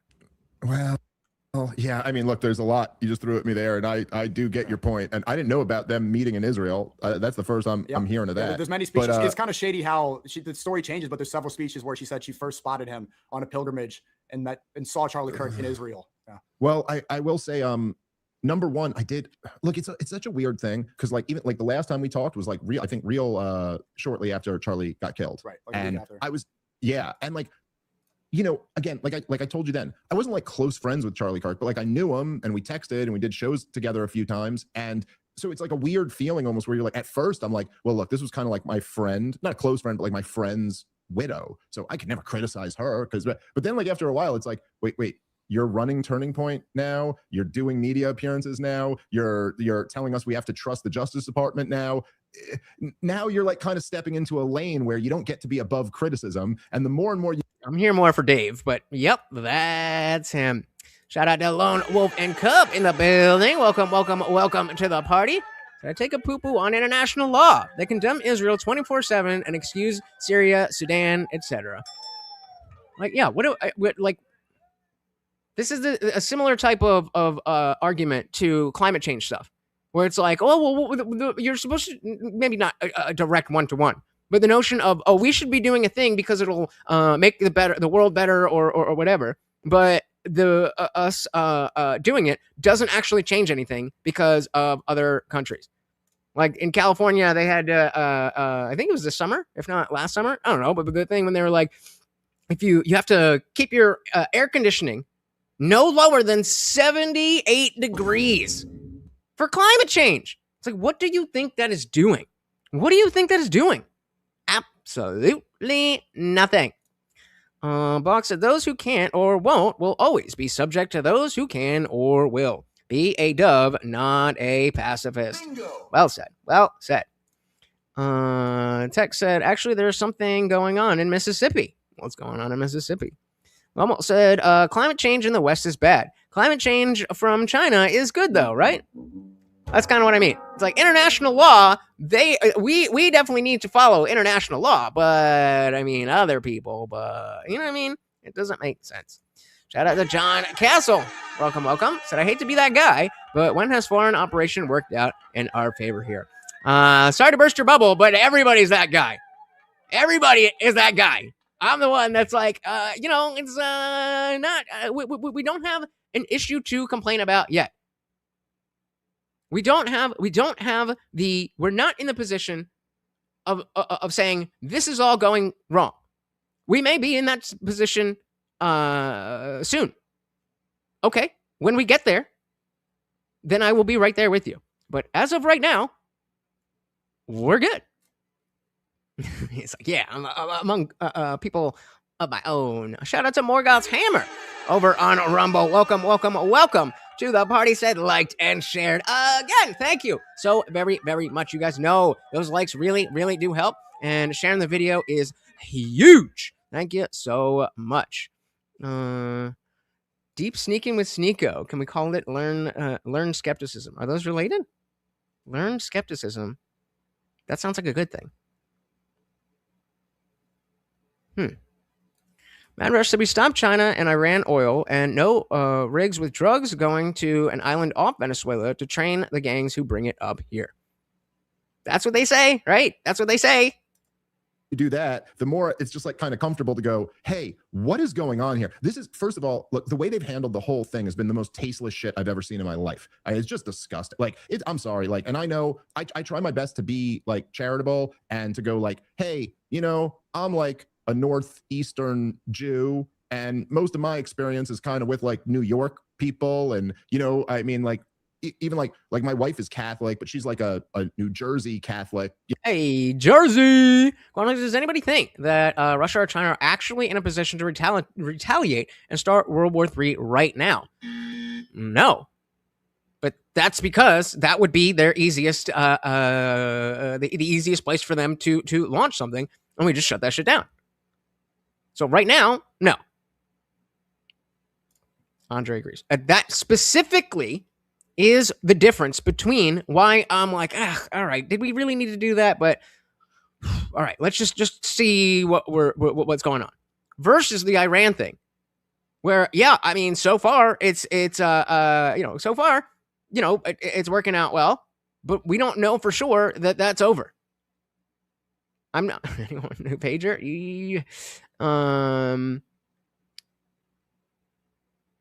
What are we? What's not going to happen? Oh, Russia. Yeah. So that's what I am expecting from the more libertarian stance to be the issue. That, oh no, this could start a bigger conflict. Not saying it can't. That seems to be the legitimate aspect of it. The fact that, oh, well, now this and then that and then that and then that and then that and then that is where you lose me. It's evangelicals in the middle of the country have a different culture than some of us have. But you watch like a funeral service and you decide like days after this guy got killed to like, you're going to have a mini Republican National Convention with pyrotechs and like all this shit. This is weird, dude. This is like it's not even in bad taste. It's fucking tasteless.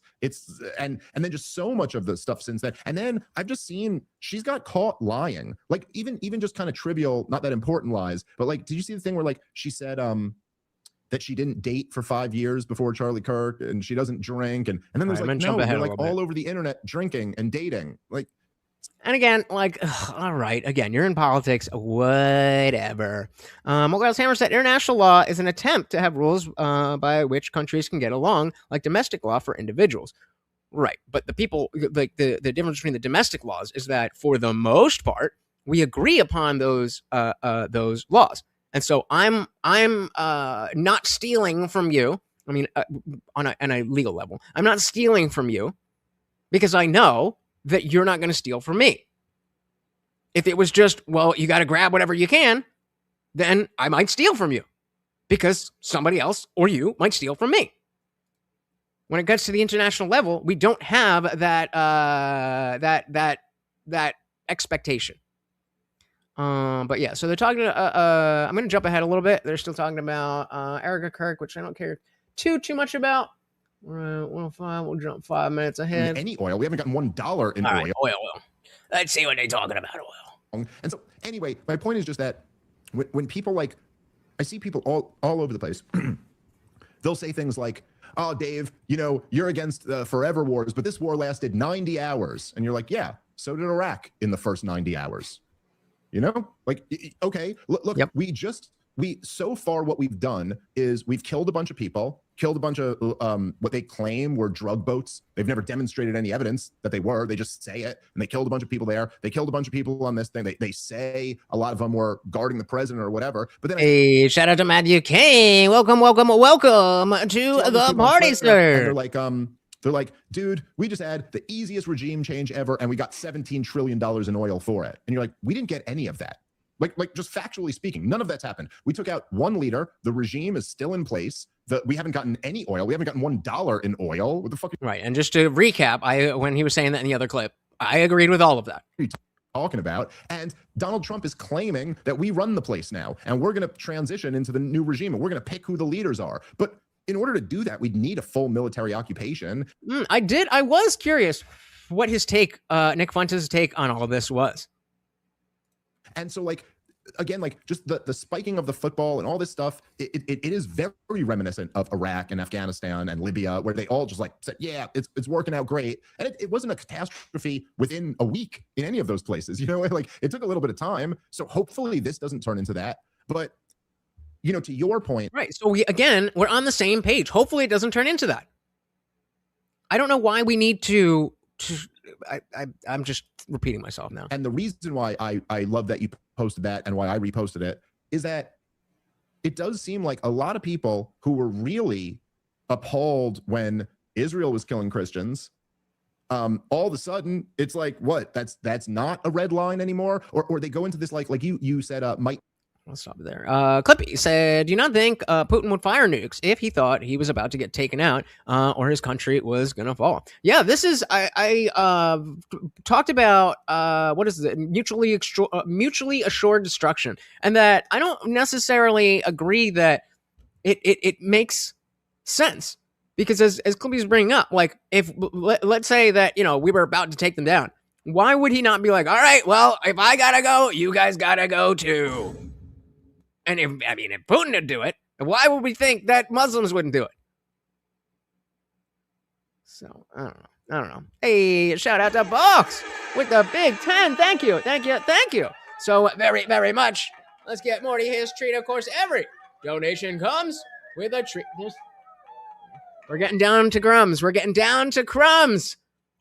He's loving it. Thank you. So very, very much, sir. Said, Box said, we will take their oil and those profits go to oil companies, not the American people. They privatize the profits and socialize the losses. Higher GDP doesn't mean crap to average Americans. Yeah, agreed. Absolutely agreed. That doesn't mean that this is bad. What am I? Oh, there we go. I got to pretend I'm short. I got to pretend I'm tall on camera. Because I can't do it anywhere else. No, yeah, agreed. Agreed. John said the corporate collective is also invested in China and Russia. The rich have a socialist corporate caste, and we have no idea where the real lines are down here on the civilian level. Another reason why I don't get this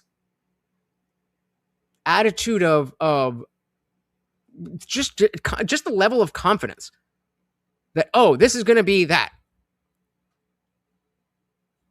If you say this has always ended in that and I'm scared, that's one thing. But now I want to say fear mongering. I don't like throwing that out there, but it does kind of seem like what we're talking about. Do not launch it if Russians were fighting him? Why do you say that? Now they said if Putin believed he was in real trouble, he would 100% launch nukes. I agree. Fuentes will just say what he always says. Everything is because of essentials. I mean, I figured, but, you know, I was hoping there might be a more specific thing. But it's Nick. Lone Wolf said, China has weaponized their corporations. All of their corporations fall under the purview of the military. Yup. Manor said Putin doesn't feel any threats right now. Why would he want a war? When Russia would also be destroyed for decades. I think they mean specifically if there was a war and if he was under threat and if they were like at his door and he had the button, then, would he do it? Oh, it's been a while since we were able to do this. Indian Jesus blasphemy debate. And I ask, oh man, I forgot I did all of this. I have a YouTube channel where I call myself the Indian Jesus, despite the fact that I'm an atheist. This is somewhat tongue in cheek, but also to filter out the people who are going to get triggered at a simple joke like that. I'm often, I'm often accused of being blasphemous or using blasphemy. But am I correct in saying that calling myself the Indian Jesus is not in fact blasphemy because I'm not claiming to be the Messiah? Yes, you have a solid point. Blasphemy in a religious sense, which is what you're referring to, generally refers to showing disrespect or contempt for something sacred by claiming divine authority or status in a way that's considered offensive to believers. By calling yourself the Indian Jesus as a satirical or symbolic nickname, rather than making any messianic or divine claims, you're not engaging in the kind of religious offense traditionally called blasphemy. Thanks for playing, though. Makes right. Like this thing that really is disturbing to me where people will say, well, if it's in our interest. The problem with those wars was that they weren't in our interest. They were in Israel's interest, which, by the way, you could even get into whether that was really in Israel's interest or Israel's ruling elite's interest. Like, are any of these things ever in the people's interest, or are they always just in the ruler's interest? But regardless of that, look, that certainly is true, that was one of the problems with the terror wars, is that they weren't in our interest. But I don't know, is that the only problem? Like, are you saying that, like, if we could go, like, hypothetically speaking, if we could go to Latin America somewhere and just, like, slaughter, a few 100,000 people, but it would be in our interest, it would make us all a little bit wealthier?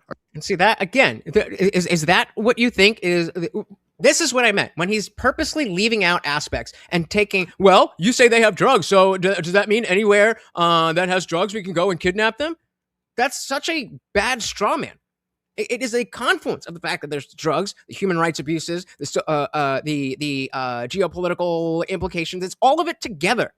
And then, like, I put out a community tab post this week because I just started rewatching House of Cards. And yes, obviously, it's a fucking TV show. I know it's not real life, but a lot of people who have been in government have been like, oh fuck, this is like eerily accurate. And so the notion that it couldn't be the case, that this was something that's been planned for a long time, and there was just 5 or 6 different things, it doesn't matter, events or whatever, 5 or 6 dots that needed to land in the same way in order to get it done. How do we know that that's not what we're talking about? I'm not claiming that it is. Dave is claiming that it's not. Are you saying you're okay with that? Like, nope. Because if you're just saying that, like, might makes right, first of all, then Israel's completely justified in what they're doing. Actually, if might makes right, then shut the fuck up, bitch, because Israel's just running your shit, and stop complaining. Oh, it's so unfair that they control our government. Might makes right, motherfucker, and they're beating you with that shit. So it's so weird to see the people who are out of power, saying might makes right. But also, number 2, and I'm sorry if... Wait, but what do you mean? I don't, am I stupid? Is that completely the opposite of the argument? Might makes right. And we're not Israel's we're not Israel's bitch because of the fact that they can blow us up. That's not the reason. The reason has a lot to do with fucking religious bullshit and promises from a million years ago with other people who are of different dogmatic ideologies. Dave, I love you, brother, but what are you fucking talking about?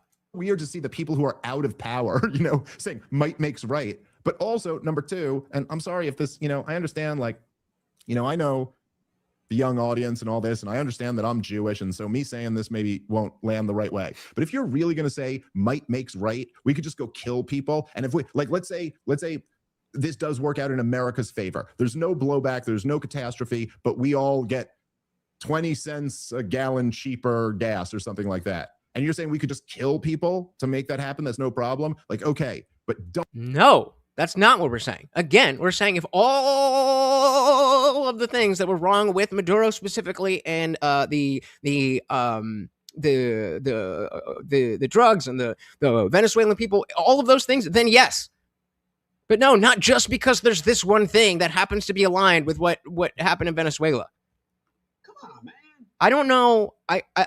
This is not good in terms of how much I trust Dave. You know, it was only recently that I decided that Tim Pool was no longer just that number one guy. No shade, no hate specifically, but he's a little all over the place sometimes, and I can't use him to ground myself. And I moved over to Dave Smith and put a lot more weight in what he was saying to inform my own opinions. This might, it takes a while. It takes a while for me to cut someone from the team, but this is not good. This is not good. Don't ever call yourself a Christian again. Don't ever fucking tell me you're a Christian. Wait, what? What? Cents a gallon cheaper gas or something like that. And you're saying we could just kill people to make that happen? That's no problem? Like, okay, but don't ever call yourself a Christian again. Somebody hasn't read their Bible. Somebody hasn't read their Bible. Oh, so you're saying that it's unchristian to spread your ideas by the sword? Come on, man. Bruh, what are you doing? Andrew said Tim Pool is a loser. I don't know if he's a loser. I think he's a little lost. And the fact that he had a point where maybe he wasn't so lost and he had that level of confidence, he became a little bit more lost and didn't lose any of the confidence. That's my issue with him. Lomo said, I don't trust Dave. He's a closet liberal, it seems. I mean, this is the most I've seen him like that. Lots of Wiggle said, MAGA, such a Christ-like and loving cult. Thanks for such a peaceful and great year. You are very welcome. And dilly dilly to you.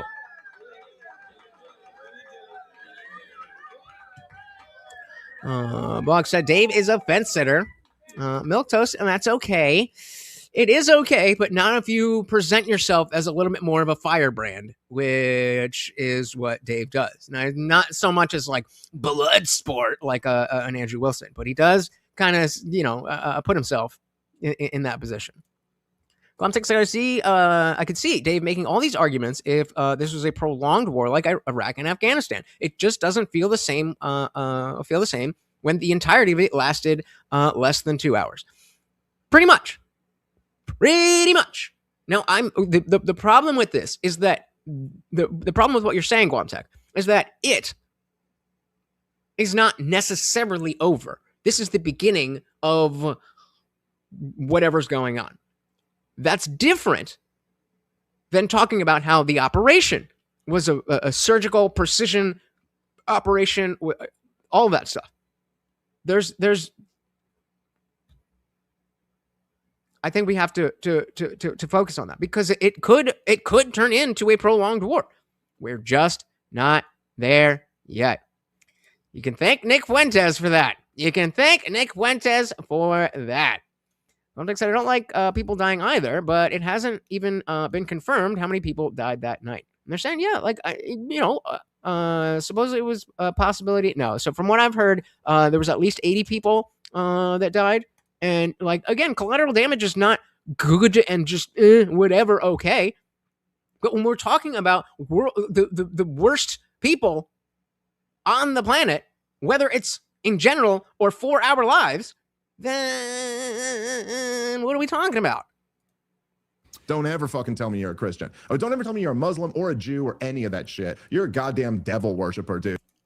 I mean, it's kind of frustrating. So Andrew's asking, as an Indian, how do you feel about Vivek being bullied off the internet by MAGA and gripers? I think it's kind of, he should fucking grow some balls. Like, I get called this names, like, whatever, all the time. But it is a little disheartening that it's like, yo, y'all really are willing to go with a Democrat, like a woke Democrat, over an American-born guy with brown skin? Like, okay, if that's what you want, I don't know. Colby said Dave Smith has always been liberal-minded. He's a libertarian, which has a lot of old school liberalism, but he's definitely not a a leftist. Agreed. Agreed. The Indian Jesus is an American, just like Vivek. Bingo. Born and raised, baby. Almost, I wonder if TDS sufferers and liberals contemplate. If Tim Walz was VP, would he be looking into the fraud in Minnesota? Probably not, though. Palmetto said, I've met plenty of right-wingers that love Vivek. Yeah. I think that's why when we, the question is specifically, okay, well, you know, I would say the Groper is more specifically than anybody else. But yeah, it's a little annoying that it's like, guys, you're doing the thing. You're doing the thing. Never fucking tell me you're a Christian. Oh, don't ever tell me you're a Muslim or a Jew or any of that shit. You're a goddamn devil worshiper, dude. Like, come on. Like, if you're going to tell me that you just support a policy completely removed from morality at all, that's not consistent with any religion that's ever existed. Definitely not Christianity. And I don't know if I trust Vivek that much. I just don't think he should have been, you know, I don't think it should have been about his fucking skin color. That's some gay shit. Do not like, as a non-Christian, I don't like to be like, I'm telling you when you're not really a Christian. But I'm sorry, this one is just so obvious. Like, dude, you're gonna support, you publicly support, if you gotta murder some people so I'm a little bit wealthier, even though Sneeko again, horrible straw man. Publicly support, if you gotta murder some people so I'm a little bit wealthier, even though Sneeko. Like, that's such a, you know that, Dave, you know that. Maybe there are neocons who feel that way, but to say that anybody who is not angry at the operation is a neocon is a cop-out. Anybody who doesn't agree with me is this bad thing. Oh, you mean like when the left was calling everybody that disagreed with them Nazis? How is this not the same shit? Venezuelans, the poverty rate is like 90%. Like, what do you think? You're poor? They're poorer than you could ever imagine being poor. But if you get a little bit wealthier off this, it's okay to murder people, kill, you know, have mothers grieving over their dead babies or whatever any of these wars always require. Like, and again, that's it. That might be the neocon in office. That's not me who's saying, okay, this is not ideal, but okay. That's it. Come on, man. After all the talk last year about how America's a Christian nation, declaring, especially all the propaganda from the same people who are now adopting neocon perspectives, they were so mad about the Islamic invasion of America. Alex Jones saying this nonstop. And then to declare America's a Christian nation, it has to be. The same people then support murdering, kidnapping, and regime change, stealing oil just because it benefits us off of no basis of morality. It's never been abandoned like that before. I think the playbook with Iraq and other, it's like we need to spread democracy. Oh, these are corrupt places. These are evil dictators. They don't live the right way. They're mistreating people. At least there was some sort of justification. Oh yeah. So the Venezuelans were living fine, right? What are you talking about? Not only are you strawmanning, but you're just fucking lying now. This is the first time that I've seen them completely abandon any sort of moral justification. And the press conference, Trump is just like, yeah, we just want the oil. The indictment was all that was so that they could go in and they could arrest him and try him in New York, right? That 25-page indictment did not list fentanyl. It said cocaine and machine guns. Cocaine and machine guns. This is why you need to invade another country and kidnap the president. Then anybody, you could take people in Mexico, you could take people in Haiti, Cuba. Anybody is guilty of this now. This is they've never abandoned moral justification. And if now you abandon this and say that we're just doing this for the benefit of ourselves without any regard for other human life, then you can no longer keep declaring and insisting that America's a Christian nation because there's nothing Christian about that. I'll take that. I mean, hey, atheists in the building. This is a really weak argument. We as a nation have killed thousands for zero return on investment. America has a history of slapping the shit out of anyone that crosses us in any way, shape, or form. And yeah, now we can talk about whether you want to continue that or you want to do things differently. But to act like this is so out of pocket, like what? No. Yeah, 100%, man. And you know, like I understand if you're ever rule of thumb, not 100%, rule of thumb. If you're ever talking to Sneeko and he goes off and you're like, spot on, man. You probably got the wrong ideas about that. Yeah, 100%, man. And You know, like I understand in a way, like I understand the impulse to always like be reactionary against the thing you hate. And we're You mean how you're being reactionary against the operation, even though it's not a prolonged war yet? all guilty of that to some degree. You know, like we all like, All right, I don't know. It's, you know, I grew up like under the George W, you know, my coming of age, like when I was like 18 to whatever, 24 was George W. Bush. And I, you know, like became huge anti-war because of that. You know, you react against the thing that you're opposed to. And a lot of times you have good reason to be opposed to that thing. And so I guess there's been so many wars where they're like moralizing, even though it's bullshit. Like we both know, like they didn't really go into Iraq to bring democracy. They went into Iraq because the clean break strategy on behalf of Israel, you know, like it's like, so they're moralizing and faking. And so maybe in a way there's something refreshing to like some right wingers about just going, nah, we're not pretending we're doing that, any of that. We're going in to get this. But at the same time, and that's, I mean, as Dave is about to straw man, but the actual argument, Colby saying it took 10 years for people to explain the Iraq war. I respect that they said the reason outright. So let's see. He's responding directly to you, Colby. Directly to you. This is about just going, no, we're not pretending we're doing that, any of that. We're going in to get this. But then at the same time, you're like, I don't know, dude, didn't you just let them now become, you let them make you become everything evil just because they were wrong about their, you know, their whole justification? Yeah, Colby. Matthew said Obama droned Americans. This isn't a new thing. This is way less than former presidents would have done. And that brings me back to the reason that I will not identify as a capital L libertarian. Because it seems so often that the Libertarian Party, the Libertarian stance, the Libertarian position is always, well, it's not perfect though. I can't do anything with that. I can't do anything with that. Andre said Maduro converted a soccer stand into a torture hotel.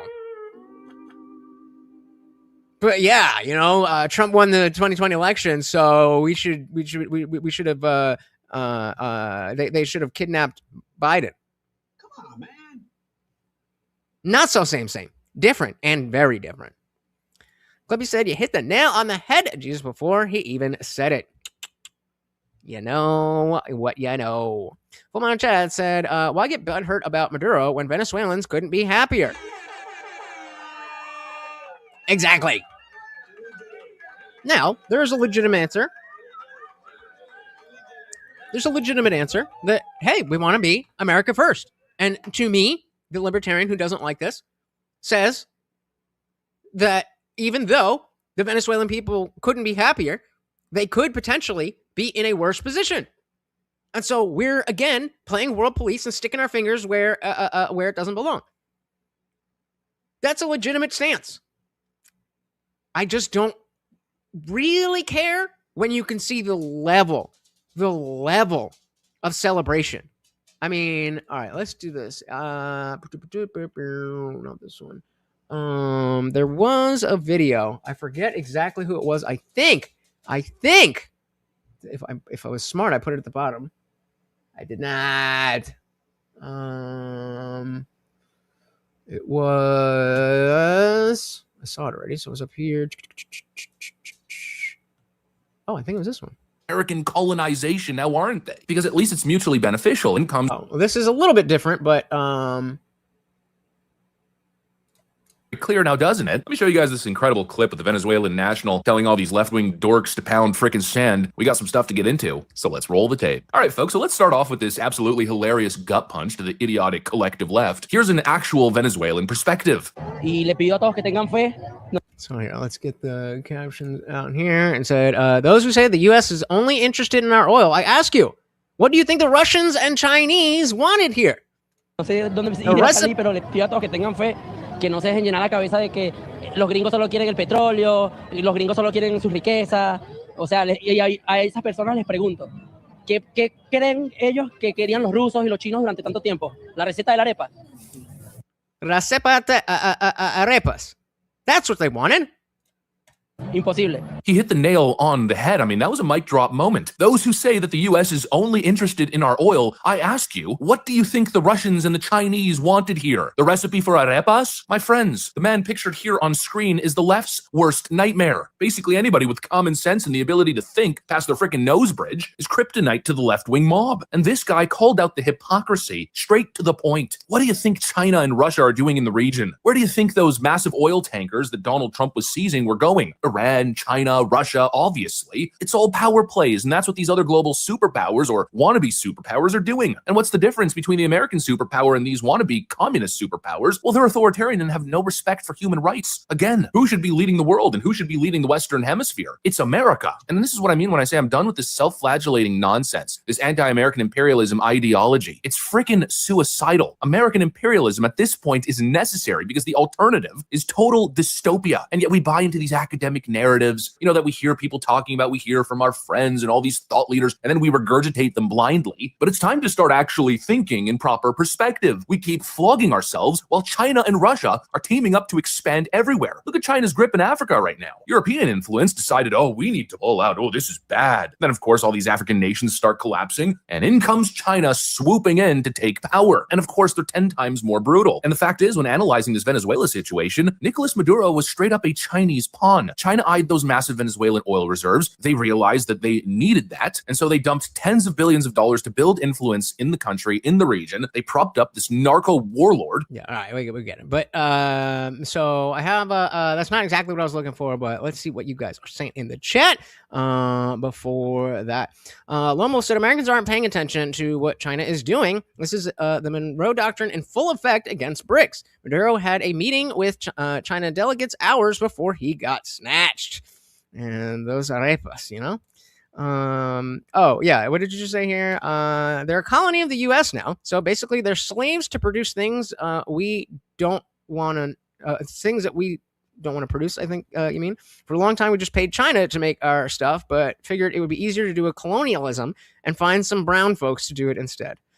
That's certainly one perspective, I guess. Mango said, I'm gonna toss this into the pit. Russia doesn't need oil. China does. Yep, the truth from a Venezuelan. Doomshop said, here's what I'm observing about keeping Maduro's people still in power, is that when we do so, the lady is essentially going to bend the knee to American interests. Her peers are going to observe this and try to overthrow her and do a coup d'etat. That's when we move in and real change happens. I observe this. You can keep a machine that's broken. You can keep a machine. You can't keep a machine that's broken. You can or you can't. But yeah, that's another aspect of why why I think this is different. We have the diplomatic prowess. What else do you want to say? We have their guy. So let's see. I think celebrations.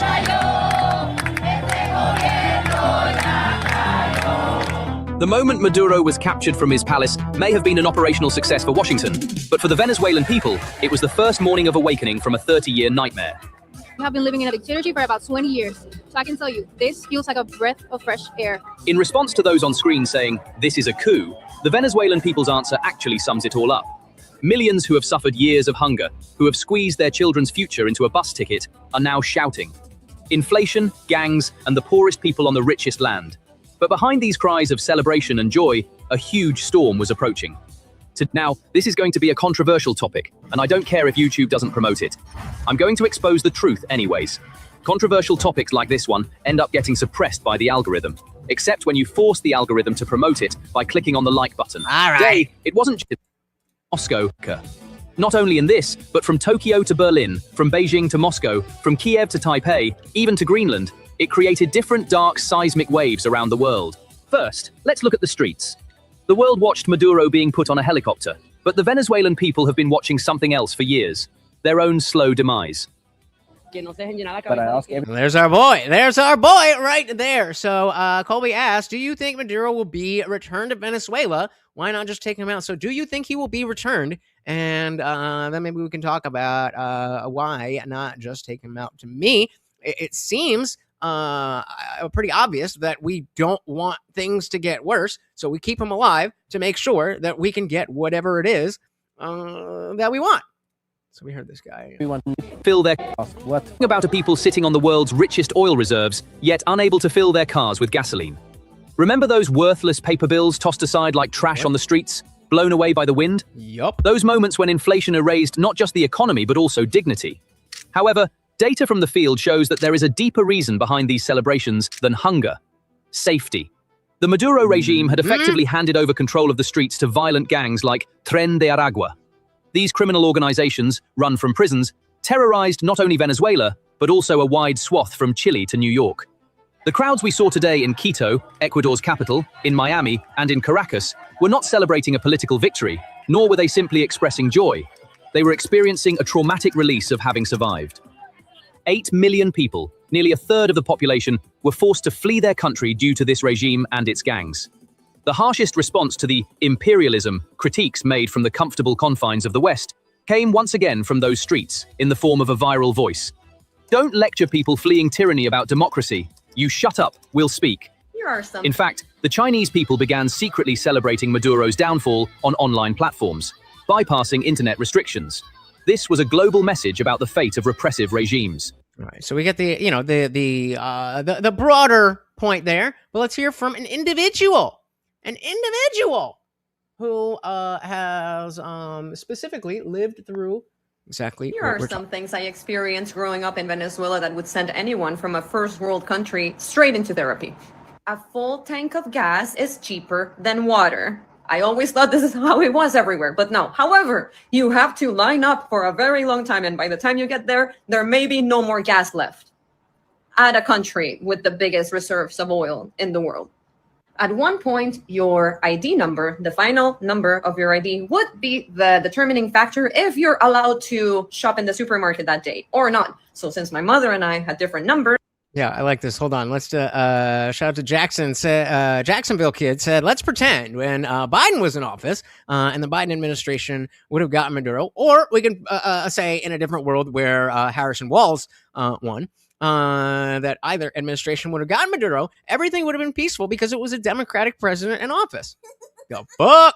The Biden administration said on Friday that it was offering $25 million for information leading to the arrest of Nicolas Maduro, president of Venezuela, after he assumed a third term in office. Yep. Lowell said, Tren de Aragua, Democrats welcome them in with open arms.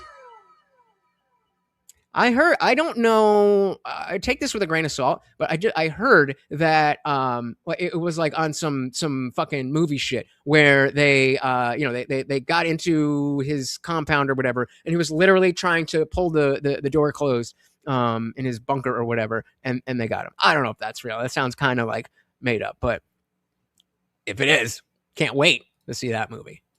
She would bring me with her, and then we would be able to shop because in case you missed that part, the final number of your ID would be the determining factor if you're allowed to shop in the supermarket that day or not. So since my mother and I had different numbers, she would bring me with her, and then we would be able to shop because my ID ended in the number that allowed us to buy milk that day. I knew there's also limited milk, like you cannot get as much milk as you want. You cannot get anything as much as you want back then. Everyone had 2 phones.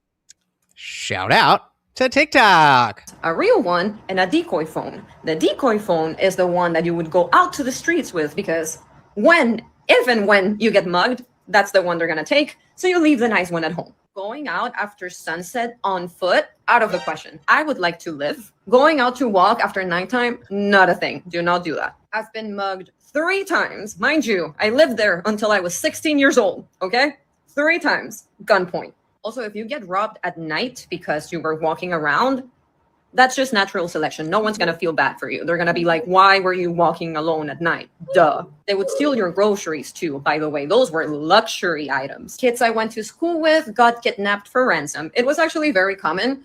And I talk about it like this because it's just a thing that, yeah, ransom. Like, yeah, I didn't know what it was to eat cereal with milk for years. That was a very foreign concept to me because there was no milk. The milk is for the babies. So don't waste the milk that we can't get on some cereal. If your family had the opportunity to travel abroad, the souvenirs you would ask for were toothpaste, soap, shampoo, luxury items. There was a time where all soda was 0 calories because we had no sugar to produce for the sodas. It's not like we cared about health. There was just no sugar. Cereal boxes lost color because the ink was too expensive. So all you had was these carton colored cereal boxes. Which you couldn't afford. For a very long time. Kids in elementary school would talk about the government. You learn about the situation since you are very little because that's all you know. That's all I have ever known. So you are discussing politics and the elections with everyone when you're 7 years old. The first attraction you went to when traveling abroad was not a monument, was not a landmark. It was a supermarket.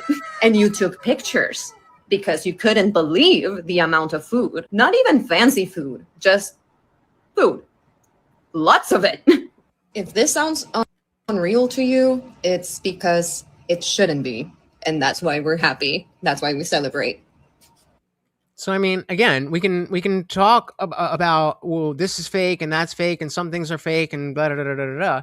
But at the end of the day, the people are legitimately happy. Like I said earlier in the stream, I have certain ties that I don't want to get into with my family and Venezuela. And I had a family member who died in Venezuela because he couldn't get treatment for his Parkinson's.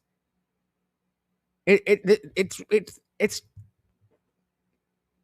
this isn't new stuff. Just because new AI videos are coming out, just because this is in the news, doesn't mean this this isn't real.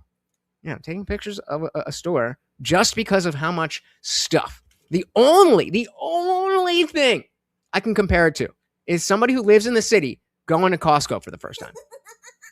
But other than that, and to me, that has to be such a huge factor in how we feel about this, because it then turns around to look at the Venezuelan people and be like, hey, stupid, you've been living this and learning about it since you were 7 years old. But trust me, the American, this is not good. And that's where it's okay. If it's a libertarian position where it's like, okay, I don't want people to be I don't want America to be doing this. That's a different argument than what happened was bad. And I don't know. While Dave is definitely more on the principled side of I don't think this should have happened, he is kind of leaning into, well, Venezuelans, you don't really know what's good for you. Everything evil just because they were wrong about their whole justification. And I just don't, to me, it's also so like, with the Venezuela thing, at least at the very least, guys, they've been lying to you about all the justifications for it. It's all so ridiculous. The idea that... Right, but again, this is what I'm saying. I'm not sure Venezuelans being happy should be pro for doing a thing. I don't know why. There's a long line of other things America could do for the world before we get to the Venezuelans. But this is my argument about Dave. That it's not, I didn't say it's just about liberating these people. I didn't say it's just about the oil. I didn't say it's just about these things. Nobody is saying that. It is only the detractors who are saying, well, if it's about drugs, then you should do this. If it's about fent, then you should be going after Colombia. If it's about the confluence of all of those things together. It's all of the things. It's not one thing or two thing or three thing or thing four or thing B. It's the confluence of, shout out to Confluence, the confluence of factors. Poon Cooter said, can you name one U.S. regime change project where the result was a better quality of life for citizens? No, I cannot. Andre said, you're right, Clippy. It is happening on both sides. Did I miss something? Okay, yeah, the AI. Happening on both sides, probably, to be honest, definitely is. I believe the Venezuelan people over American people. Yup. Yeah, exactly. It's everything. It's everything. Yes, I keep saying that because that is one of the things. That is one of the things. All these oppressed people are no longer oppressed. I don't know what's going to happen tomorrow or next week or next year, next whatever. But right now, an oppressed people is no longer oppressed. People who were oppressed in my family by this regime, it is gone. What are we actually saying here? I'm American who wants things done here for citizens. Are we going to play the game that the government can only do one thing at a time? Come on, I don't. What are you guys saying? This is about drugs. Everyone knows that Venezuela accounts for a tiny fraction of the drugs that come into this country, and none of the fentanyl, statistically speaking, like none of the fentanyl coming in is from Venezuela. And if you're talking about, all right. I mean, I also think right wingers, get weird about drugs in a way that's not good. And like in the older generation, I think a lot of them were just being phony. In the younger generation, I actually kind of worry that I think, not that it's good to be doing drugs or anything like that, but I do worry that it's like a lot of the right wingers today are just like inside on their phones and not actually interacting with other people. Drugs aren't good. A lot of people abuse them. But the legalization of drugs is good. Would highly advise anyone to stay away from them. But the idea that like, even if some of those boats were drug dealers, and even if, by the way, they weren't coming directly to America. I think they would say the type of boats they had to refuel like 25 times before they could come to America. But even if you want to argue they were coming to some port that was going to some port that was going to some port that was going to end up in America, like since when did we just accept that you can be murdered on the spot for allegedly being a drug dealer? Like, dude, I don't know, man. I mean, without it, there's no picture. Yeah, again, bad stuff. I'm not in. What in the fuck is going on with my camera? I agree. That's not good. But that's not the same thing as the military operation that we're all saying, oh, well, I didn't know that was going to happen, but now that it happened. Shout out to Boss with the $5. Thank you. So very, very much, sir. Oh, and of course, every donation comes with a treat for Morty. Said, make no mistake, just because the new president of Venezuela is a woman does not mean that she is not evil. She's his right-hand woman. She is not very chill. The last that I heard, she didn't actually take the office. That's the last I heard. And again, please correct me if I'm wrong. But that is another aspect in the Venezuelan, or maybe the Maduro people, I'll say, expecting that he's going to be back. And so if he's going to be back, then that means they got to give up some shit. Seems like a good position to be in.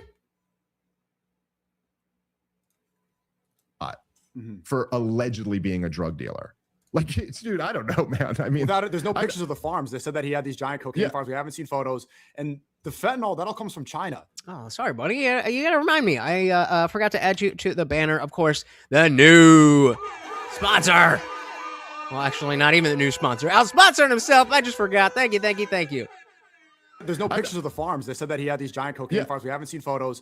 And the fentanyl, that all comes from China. That's what's killing everybody. Yeah. Doing a couple bumps of cocaine from Venezuelan drugs, that's not causing the drug crisis. The people and bending over. That's not even where the cocaine's coming from. The cocaine's coming from Colombia. The fentanyl's coming from Mexico with precursors from China. The cocaine's coming from Colombia. The nothing is coming from Venezuela. Like 3% of the cocaine or something like that is coming from Venezuela. So again, it's not about the fact that there are drugs coming through. It's about the notion that with all this other stuff going on, also, there's drugs. I don't know why they're pretending that only one thing can be true. I don't get it. This is not about that. They're just lying to you. How dumb do they think you are that you would even fall for this, And but even that, look, secure the border. And after that, drug OD, not fentanyl's a little bit different, but cocaine, probably people shouldn't do cocaine. It's not good for you. But come on, dude. The idea that we're going to act like, oh my God, we got to murder cocaine dealers is it's ridiculous and corny. You must have been pretty fun to hang out with in your 20s. I didn't know that you were. I was a fun guy. I mean, he's part of whoa, what the fuck did I just do? There we go. He's part of Legion of Skanks. I mean, he ain't no square.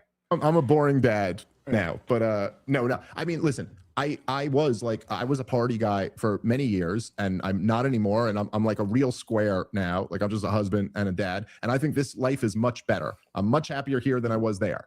Well, and here, so we're talking about the drug boats, right? And Boggs saying they were drug boats. It was a ruse, and it doesn't make any of it right. Andre is saying, in my time in Central America, I never saw a poor fisherman set up with that many motors. And so while we don't have proof of that, we don't have proof of those specific boats were that, then the libertarian can then say, oh, well, we didn't even know, so it's just random people.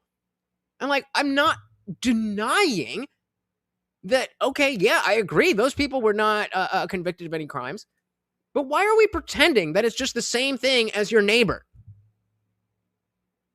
I don't know why we're pretending. If you're so confident in your position, then just fucking say it.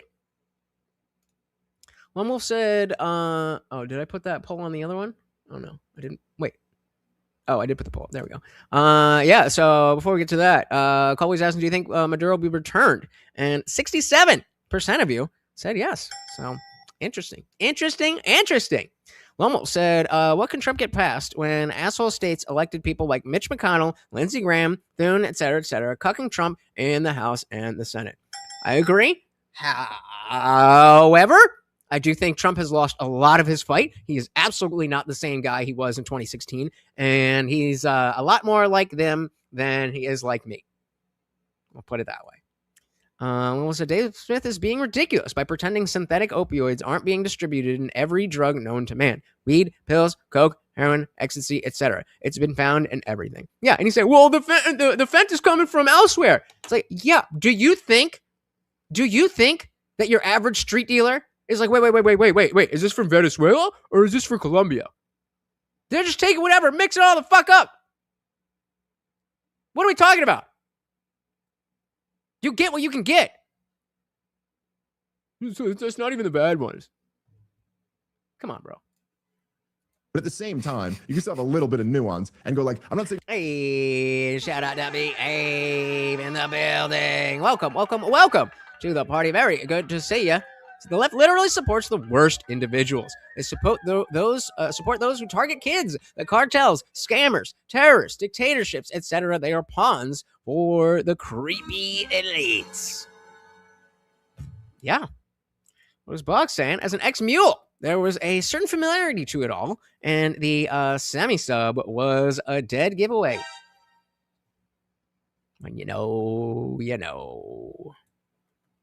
Someone who sells cocaine is just like, oh, they're not a human being anymore. Like there's no moral question to just kill them because they do that. And look, the bottom line here, the real bottom line is that there's it's not like this type of like brutalism or the type of like I don't even know what to call it, just LARPing, just like really being really weak and then getting tough because. Oh, look, all right. I don't mean to pick on your friend here, but I did use this as an example on my show. But your buddy there, who I don't know anything about, but who I saw, the guy who got slapped and then came up That's to you. That's not my friend. That was, I literally met him. That was our first interaction, was that. Which was fun. Yeah. So all I know about him is that. Nothing against Wait, does anybody know what they're talking about and if it's relevant? Guy, but that video, that was literally the interaction was that night. Okay, so fair enough. So I don't know anything about this other than the video I've seen, but I just thought that was such an amazing moment. And I don't even mean to pick on that guy. Like, I don't know anything about him, but there was something just about watching him sitting there and he's like I don't know. There was only like 8 people or something, at least in the video that I saw. And he's like, beta. And then this short, fat Jewish guy just slaps the shit out of him. And he goes, oh, okay. And then he walks away and he walks up to you and Nick and he goes, oh, dude, I just got punched in the face. You're like, no, you didn't, dude. I saw it. It was on camera. You did not get punched. You got slapped in the face. And like, look. Somebody needs to help me find this video now. How do we get this video? All right, we're going to look at some chats, and then we're going to see. Holy fuck. Michael said the swamp doesn't get drained. It only consumes, as we found out. Lone Wolf said we could single out rhinos and dinos and replace them with better candidates in their primaries, but nobody wants to have that conversation. I do. How many of you guys voted in your local elections in November? I did. Shout out to a real Black Betty in the building. Welcome to the party of the slap. Is that what we're talking about? Let's see.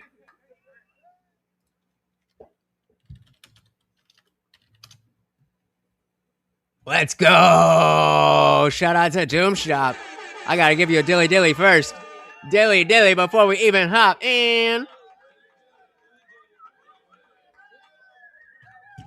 There we go. Let's see. Let's take the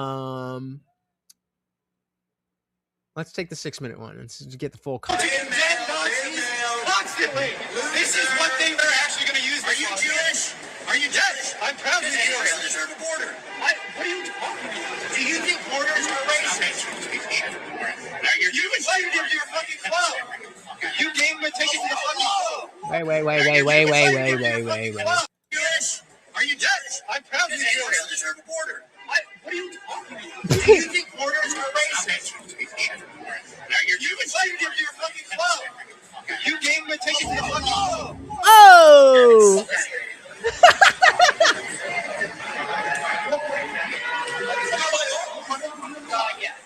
Real talk. What the fuck out?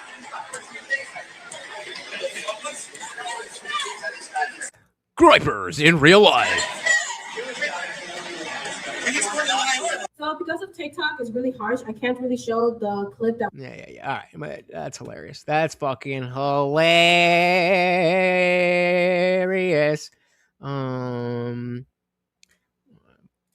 Please, either way, it's fucking funny. I don't think it was, but it's fucking funny. Please deals and please deals and pre-conviction pardons for who?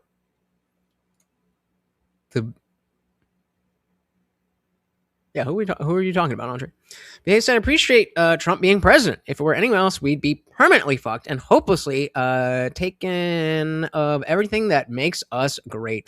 I agree. Great. That clavicular accident. I'm of two minds of that whole thing. Talking about the looks-maxing dude who was in the Cybertruck and the stalker climbs on his Cybertruck and he runs him over. I think that, hey, if you're, especially if he knows that guy's a stalker, hops on the car, like, you're good, go. But dude was driving one-armed, didn't even fucking look over or blink or whatever, just and kept going. I'm like, hey, yo, a little bit of emotion? God damn. Mango said I would not, excuse me. Let's try that again. I would have that conversation. Problem is, I'm not certain our votes are being represented fairly, equally, and accurately, so I don't vote for POTUS. Locally in a little bit certain. No ALS. Guys, English, please. English. Hey, shout out to Real Black Betty. Said, feed the puppy. Indeed, we will. Thank you. That's right. Every donation comes with a treat for Morty. Thank you. So very, very much. All right, let's see what we got going on here. No, you didn't, dude. I saw it. It was on camera. You did not get punched. You got slapped in the face. And like, look, all I'm saying is like, I feel like that's been right-wing Twitter for the last year. It's like this tough guy thing. Fuck yeah. Oh, people will be like responding to me and they're like, oh, Dave, you're such a pussy. You won't even support the war. Something like, wait, listen, dude. Neither of us are fighting. Neither of us are in the war. I'm opposing it. You're for it. Bro, Drake had the fucking whatever song it was with Twitter fingers like a decade ago. Why are you acting like this is new? Us are fighting. Neither of us are in the war. I'm opposing it. You're for it. There's no more courage, being demonstrated by you than me. And there's this weird thing where like people they like kind of get off on this. Like, yeah, we're fucking tough. We'll go in there. You gotta fall in line with us. And you're like, okay, let me tell you something. That is not right wing. That is not tough. That is infantile. That shit, the shit where like you sit behind a goddamn computer and feel like you're a real tough guy. It's like, as I'm sure in like your replies, Nico, it's like some random guy like saying fighting words to you through an anonymous account on Twitter every day. Like, dude, no, I don't know. I don't even understand. What are people thinking when they send that? Do you think I go, oh shit, here's a real tough guy who might fight? The point is this, right? No, they literally, and I, as somebody who not nearly on the level of Dave or Sneeko, have gotten the same type of energy. It's like, who do you think you are? Like, yeah, I am tiny. And whoever's on the other side of the comment, you probably could beat me up. But you don't fucking know that. You just got the fucking balls to know then I'm never going to see you. The other thing, too, is, well, maybe if I'm extreme, he'll pay attention to me. Right? No, being a conservative, like just by the definition of being conservative, or being right-wing, which are different things that have some overlap, but like right-wing certainly. What do we got from, all right, we're just going to do audio only. We got 1 minute of Anna Kasparian. What is she saying? I really appreciate the comment from Box here. And Box, I've noticed you're a viewer of lots of content that ranges in political. Hold on. All right, hold on. This is dope, bro. This is dope. I really appreciate the comment from Box here. And Box, I've noticed you're a viewer of lots of content that ranges in political ideology. And I love that about you because I think that keeps you pretty level-headed. Hell this is yeah. exactly how I feel about the situation that just occurred in Minneapolis, Minnesota. As a civilian CCW holder, the question we must... Wait, so this is Box. These are your words that she's reading? As a civilian CCW holder, the question we must ask ourselves is not, can I shoot? But must I shoot? I'm just not seeing the must part here. That's exactly right. If you have the opportunity, you have enough time to pull the gun and shoot, that means you have enough time to just move out of the way and prevent. Yeah, I completely disagree with that, but fair enough. Robbing someone of her life. She's trying to evade the authorities. You want to press charges again. I don't have a problem with that. My problem is robbing someone of their life. She robbed herself. And how quick, authorities are in doing that. And how quick. Yeah, how dare authorities be quick to potentially save their lives when somebody's hurling a multi-1,000-pound vehicle at them. And how quick, authorities are in doing that. And how quick some Americans are in defending that type of violence. I really don't get it. Happily defending it, but not about me, about Box. Shout out. I really appreciate the comment from Box here. And Box. There you go, brother. There you go. That's how you make a difference. Say the shit nobody else is willing to say. Shout out to you. And a real black Betty with $2 again. Thank you so very, very much. Again, a treat for Morty. Thank you so very, very much. So you didn't see the big fucking SUV? What are these ignorant fools talking about? It was attempted murder. Bingo. And she was actively resisting arrest. She was evading arrest. So who knows what she's going to do? She's panicked and she's driving erratically. Honey, it's not normal. It's not normal. Can we not normalize justifying violence just because it's a citizen and a cop? How about that? They also stopped her from running over random civilians. There was a lot of people there. It's not violence like she makes out. Yep. Melissa to the left is ignorantly defending violence from criminals perpetuated on federal law enforcement. Yep. Yeah, Box said, my point was more nuanced, but that was the gist. Yeah, I mean, hey, if nothing else, we definitely know that Box is, one, willing to say what he really thinks, and that he is, legit. And said, fuck around and find out. Indeed. All right, so you guys have been generous. We just have passed the 2.5 hour mark, so let's keep the party raging just a little bit more. Before we do that, we got Real Black Betty again, with the big 5. Thank you. Oh, Morty loves his treats. Said you have a millisecond to act in a life or death situation. Act fast or become the victim. Right. So her argument is if you have enough time to do that, then you have enough time to move out of the way. But if you're already on guard, then doing that is a lot different than moving out of the way of a thing that you don't know the direction that it's going in that can move infinitely faster than you. What are we talking about? No, I would disagree and say that specifically because she started it, that made what he did right. Yeah. Yeah, man. He said she went out of her way to obstruct federal agents. She wasn't there by happenstance. She deliberately blocked the road to cause a disturbance. He loves it. He loves it. He knows it. He loves it. Thank you. Thank you. Thank you. And for tranquility and for sustainability, right?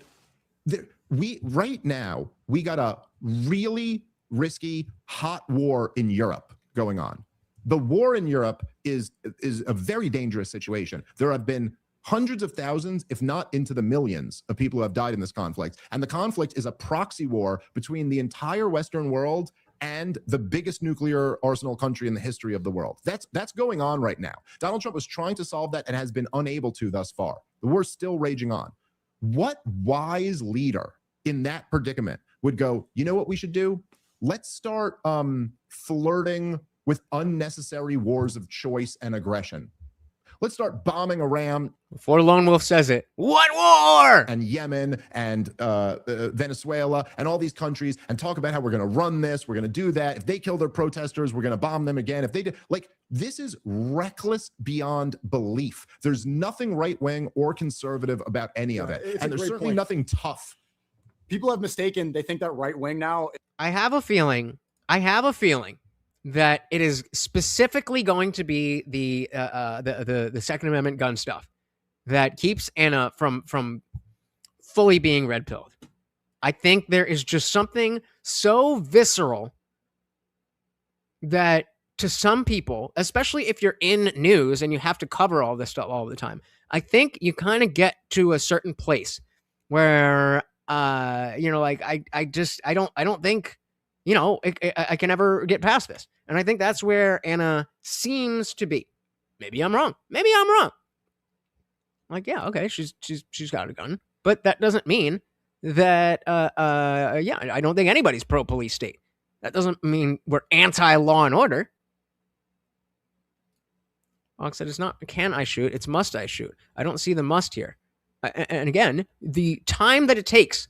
So Anna's point was about time, right? If you have the time to do this, then you have the time to move. But it also takes time to decide can I versus must I. So once you've made that decision, well, then the must becomes a must because of the time. So I reject the notion that in a situation like that, can I shoot versus must I shoot is a meaningful difference. I don't think it is.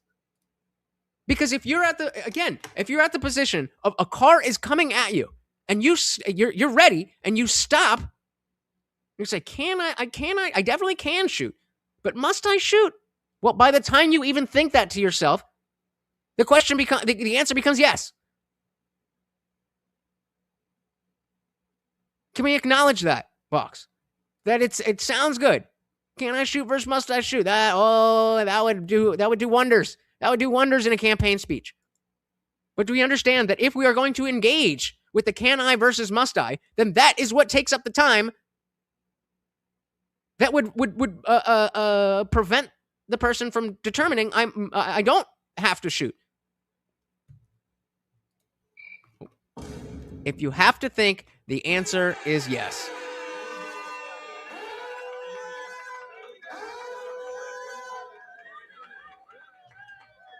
Right. And yeah, so Andre is saying this is true about can and must. I'm not saying in general you're wrong. I'm saying in that moment, he only had enough time to determine I must. And as Angry said, if you have to think, the answer is yes. Better safe than sorry.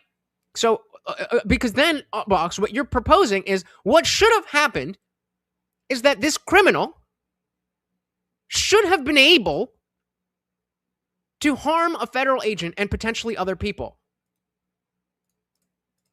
And I don't think you believe that. Sloppy shit happens when you're a fucking criminal trying to run people over. Again, you're putting the sloppiness on the cop as if ICE agent, as if the ICE agent wanted to that's what he woke up wanting to do.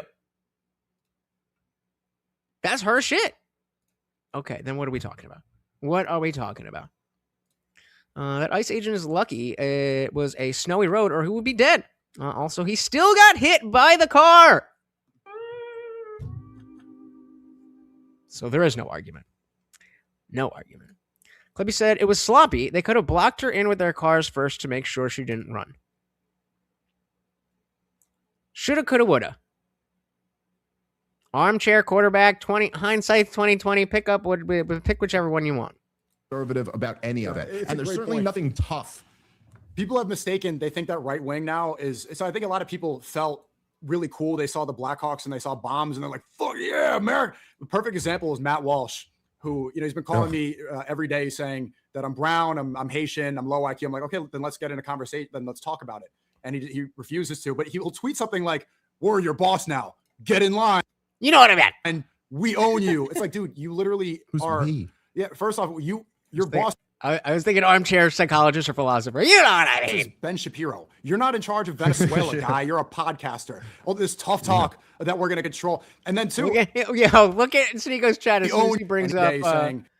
Wait, let's back it up because I want you to see the change. As soon as he brings up Ben Shapiro, look at the that chat. right wing now is. So I think a lot of people felt really cool. They saw the Blackhawks and they saw bombs and they're like, "Fuck yeah, America!" The perfect example is Matt Walsh, who he's been calling me every day saying that I'm brown, I'm Haitian, I'm low IQ. I'm like, okay, then let's get in a conversation. Then let's talk about it. And he refuses to. But he will tweet something like, "We're your boss now. Get in line. We own you." It's like, dude, you literally are. We? Yeah. First off, your boss is Ben Shapiro. You're not in charge of Venezuela, guy. You're a podcaster. All this tough talk that we're going to control. And then two, I see it nonstop now where people are like, "Whoa, Sneeko went liberal? When did Sneeko become a commie liberal? Since when is it liberal to be anti-war?" Everybody was on the same page about this before. Everybody was aware that this was unfair, and it was the right-wing conservative position to be anti-war because unnecessary violence is against conservative values. So when you say that That's just not how. What? Have you heard of a guy named George Bush? There was an H and there was a W. Both Republicans or considering names. Just because you found politics 3 years ago doesn't mean politics started 3 years ago. What are you talking about? Yeah, Maddie said the only question is, did the officer believe his life or somebody else's life was in danger? And I feel yes. Great. Once she hit him with her car, his life was in danger. No name for you said, say dumb shit and we'll make fun of you. This isn't a safe place. We will make fun of the dumb shit that you say. For me or anybody on screen, all the smoke, but in the chat, we attack ideas, not people. Bog said she 1000% should shut her car off and got out when they asked. That's the end of the story. Anything that happens after that is her fault 100%. Could there have been a situation where, despite the fact that she put herself in a situation where her death was justified and it didn't end in her death? Potentially. Would I have preferred that? Yes. But that's not what happened, and it's her fault. When she didn't put her hands up when told she was in danger, that's a 3,200 bullet, not a car. Bingo. Yep. Yeah, the blame Israel for everything is really getting old. It's getting old, but I think they're gonna fade out soon. Like I said, that's the other side of it. When cops ask you out in the car, it's always a lawful order, and you should take it seriously and follow it. Yep, there you go. There you go. The side of the road with armed men is no place to hold a court. Well, then don't start a trial. They weren't holding court. They were going to arrest you, and as you say, put it in front of a judge. She decided to go a different way. A masked person that just randomly... I'm not even engaging in that. She had no idea. to be anti-war because violence is against. No, you're right. They're federal ICE agents. Even worse. Unnecessary violence is against conservative values. So when you say that this doesn't make sense and we shouldn't be getting involved in conflicts, like when did Sneeko become a soy boy? When did he become a libtard? They redefined what it meant to be left and right. So that's what's happening here. We're seeing a reactionary thing that some people on the right who have their position are criticizing people like Dave and Sneeko for their position. So They're just digging their heels in. So now, out of the blue, just like this, being pro-war is this right-wing tough guy point of view. And I think it's because there's a lack of masculinity or aggression in their own life. So they live vicariously through the army and videos they see of ICE arrests on Twitter, which is why it's so effective for the White House to make like a really sick edit of guys in helmets kicking illegals out. They're like, yeah, that's me. I'm part of the team. And if you disagree, you're just a leftist. Yeah, here's this thing. Here, I'm Sneeko, guys. I want to tell you about this thing. It's called propaganda. Nobody's ever heard of that before. Jesus fucking Christ. I'm done with this. But, of course, I will drop the link in the chat if you guys want to see any more of that. 25.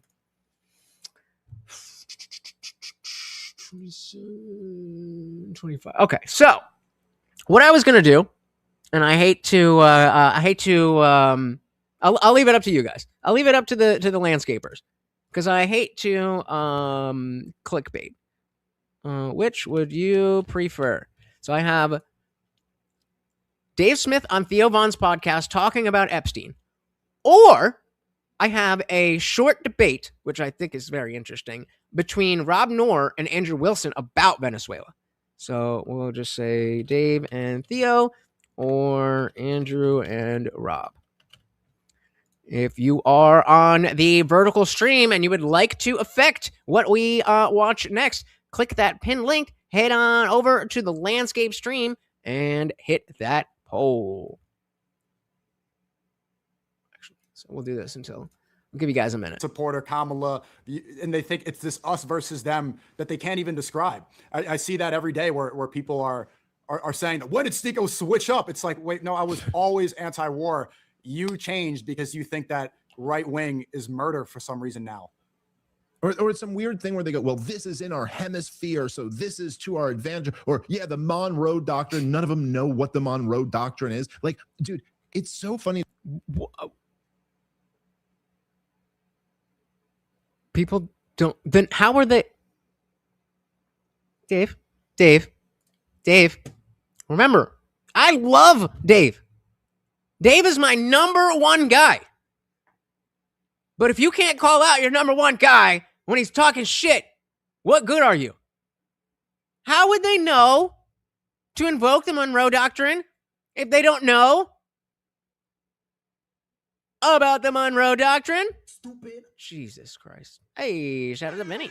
Welcome. So Sneaky is a young retard that doesn't know he worships a fake god. Bingo. Yup.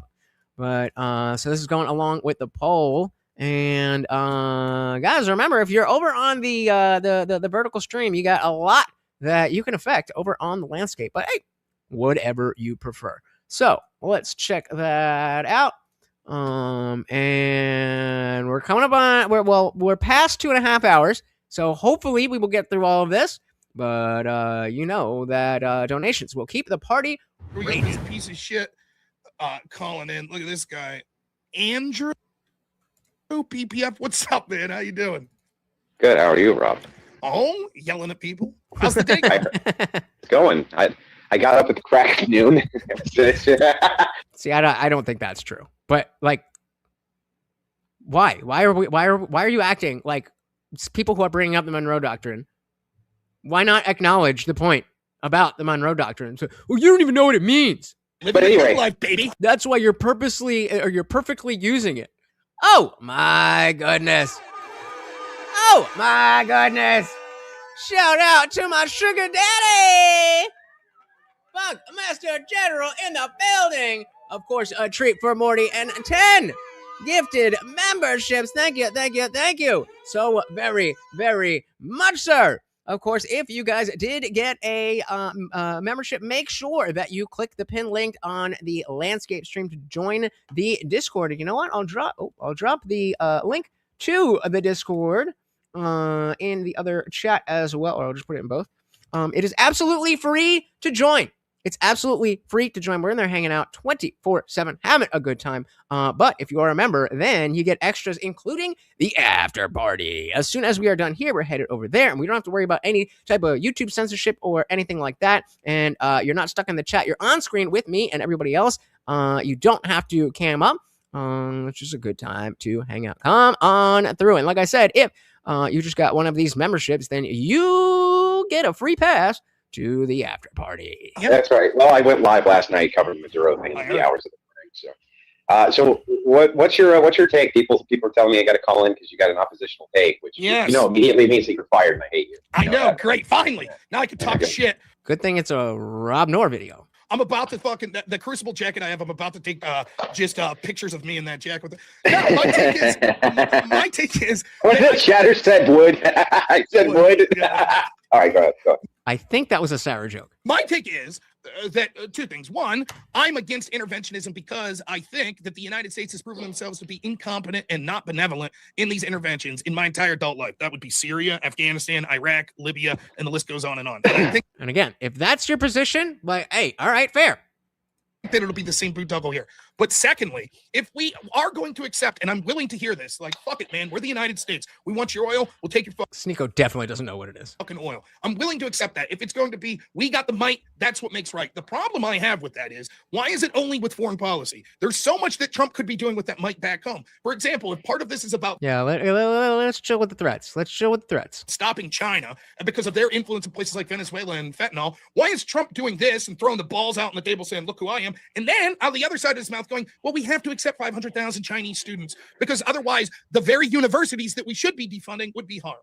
That's the problem I have. The lack of consistent message and the focus on foreign policy over domestic issues, which I think doesn't signal America first. Yeah. Are you familiar with the history of Venezuela at all? Yeah, Chavez, nationalizing the oil regimes, taking away oil access from U.S. companies that rightfully owned it. The communists. Well, they had a major issue, which was an economic issue that Chavez brought in. So most economies have some sort of diversification, right? Something they have some kind of diversification going on. Chavez actually purposely eliminated diversification of the economy via policy in Venezuela, but he did it on purpose. Nobody's ever seen anything like it because it's a crazy policy, right? But that's what he did, and it was the main reason the economy there completely tanked out. And what's been happening, and this is true, that this has been happening for about 20 years, is the black market became emergent in Venezuela. So it's such a huge black market. That's where everybody goes and they turn their money in for US dollars. They actually go to the black market to do that because the communists there can't set the exchange rate correctly. So they always set it too high. The black market gives you a better deal. Oh, I'm gonna turn my mic back up. So just so that you know, I'll turn it up here, and then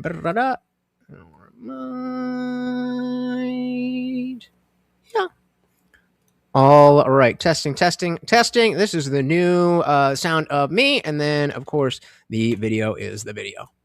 The exchange rate correctly, so they always set it too high. The black market gives you a better deal in the exchange rate for their own currency, which is hilarious. But anyway, one of the main exports that they do have from black market exports is cooks and chefs and everything else that do make drugs. That is in fact true.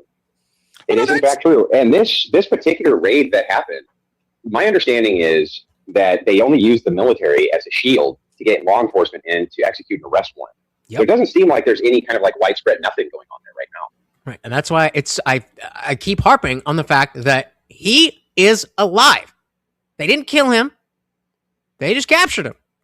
Well, okay. In general, I do think that this is primarily a law enforcement action. That I'll agree with. But I mean, it's not as if they just there was bombs dropped and there were obviously people. I think we'll find out. I mean, this could be wrong, but I think it's safe to say that there were probably people that were killed. It doesn't look like on the U.S. side, which is great. No, let's go to ChatGPT. I don't want to mess up my blasphemy chat here. So we'll go back to that one, and we'll say. How many casualties were on the Venezuelan side of the Maduro capture?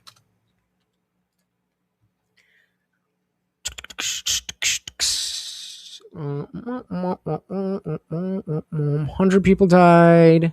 At least 24 Venezuelan security officers. Give me a breakdown.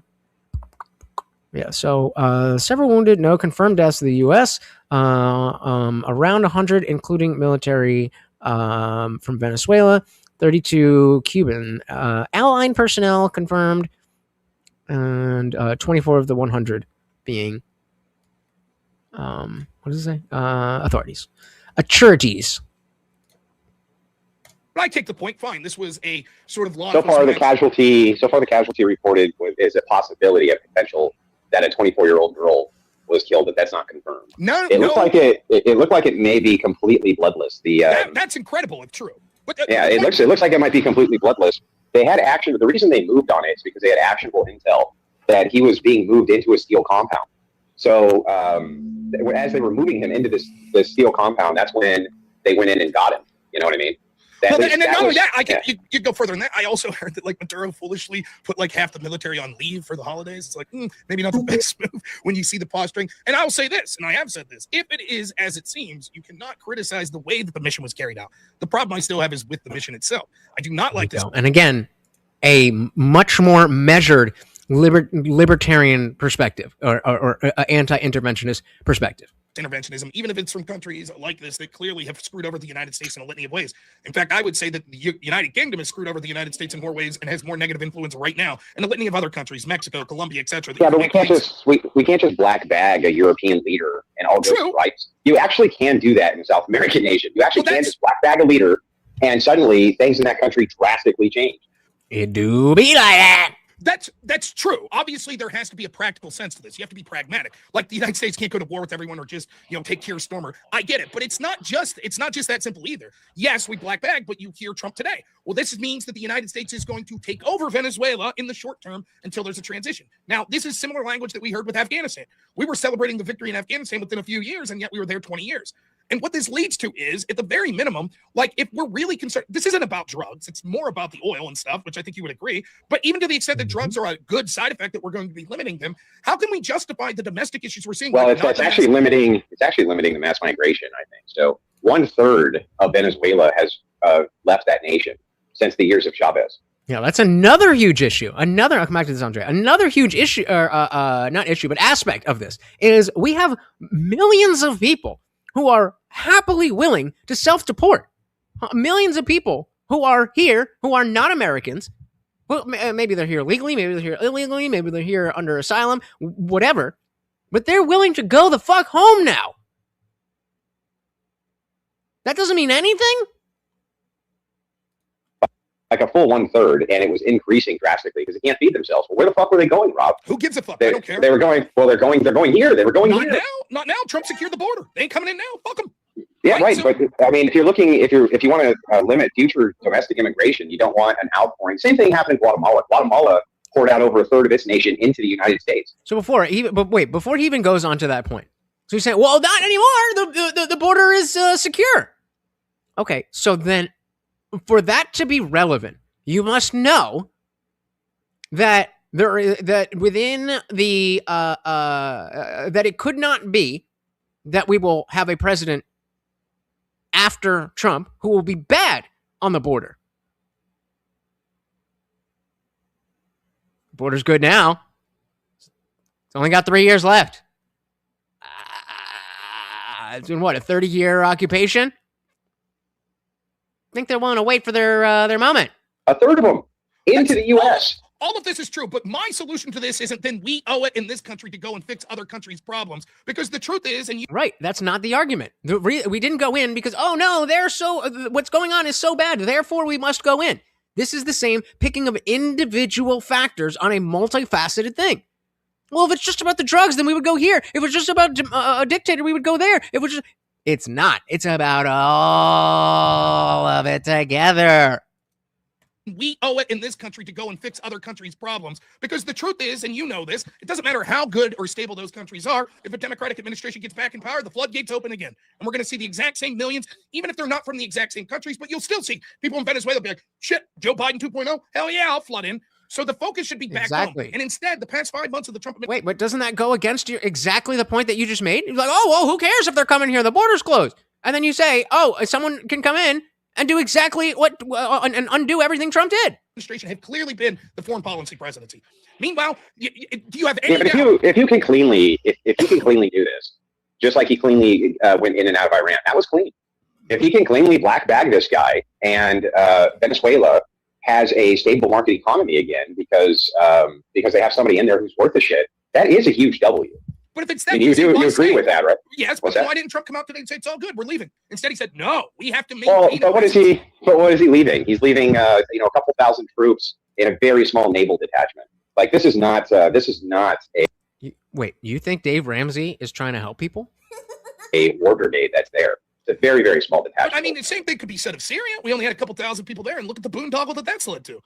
So yeah, but geopolitics in the Middle East are way different. Well, So yes. in the Middle East, we got to deal with the fact that these are unrealistic, unreasonable Muslim cousin fuckers. Bingo. Shout out to Unwanted Foe. Welcome to the party. Said feed my pupper. The puppet. Thank you. So very, very much. Of course, every donation comes with a treat for the Overlord. Thank you. And welcome to the party. We are watching Rob Noor and Andrew Wilson have a little mini debate, more of a discussion about compared to what they usually do, about Venezuela. We got to deal with the fact that these are unrealistic, unreasonable Muslim cousin fuckers, and that brings a whole new dimension into it, the religion aspect. These people in Venezuela are Catholics, and they're not unreasonable. They're not like they're not people who can't be reasoned with. They're not people who are so dogmatic that that you can't do changes like this, and they get embraced quickly. And we've done in South America, we do actually have a history of regime change where it actually works out in our favor pretty well. Middle East, not so much. I mean. And so there you go. Somebody asked before, name one time that regime change worked. I'm not aware of regime change working, but let's take a little side quest. And so we'll say Andrew Wilson said that there's been successful regime change wars in South America. What is he referring to? Grenada, possibly. Also have connections to Grenada, personally. So, this has been successful. He's almost certainly referring not to modern large-scale U.S. invasions, but to Cold War era U.S.-backed interventions. So we got Chile in 1973. This is the most commonly referenced example. The U.S.-backed efforts to destabilize the socialist government of Salvador Allende. On 73, the Chilean military under Pinochet carried out a coup. I've heard of Pinochet, not in the context, but this is coming back to me. So he carried out a coup. The Allende government collapsed. Pinochet ruled for nearly 2 decades. Chile eventually transitioned to a democratic system and is now one of the more stable countries in the region. Now we got Grenada. Who said it? Shout out to Andre. Grenada. So, yeah. Invaded after a Marxist coup. Regime collapsed within days. Pro-U.S. government was installed. Grenada has remained politically stable since.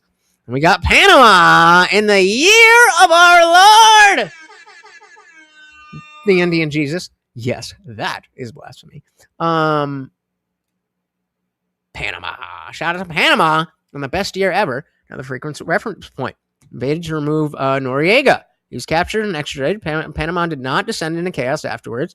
Again, success here means clear military objective, regime removed, and state continuity preserved. He's definitely not referring to those. Yep, definitely not. So interesting. That's a little bit more of a robust answer than I had anticipated. Real Black Betty again with the $2. Is that regime change working? Japan? Germany? I don't know. Yeah, I mean, obviously. Yeah, take the extra one. Take the extra one. Thank you. Obviously, those are full scale. That was a world war. So, I mean, I think the implication is without going through a world war. But, what did I miss here? Again, agreed. But that doesn't mean that we've already fucked it up. And I don't appreciate people acting like we did.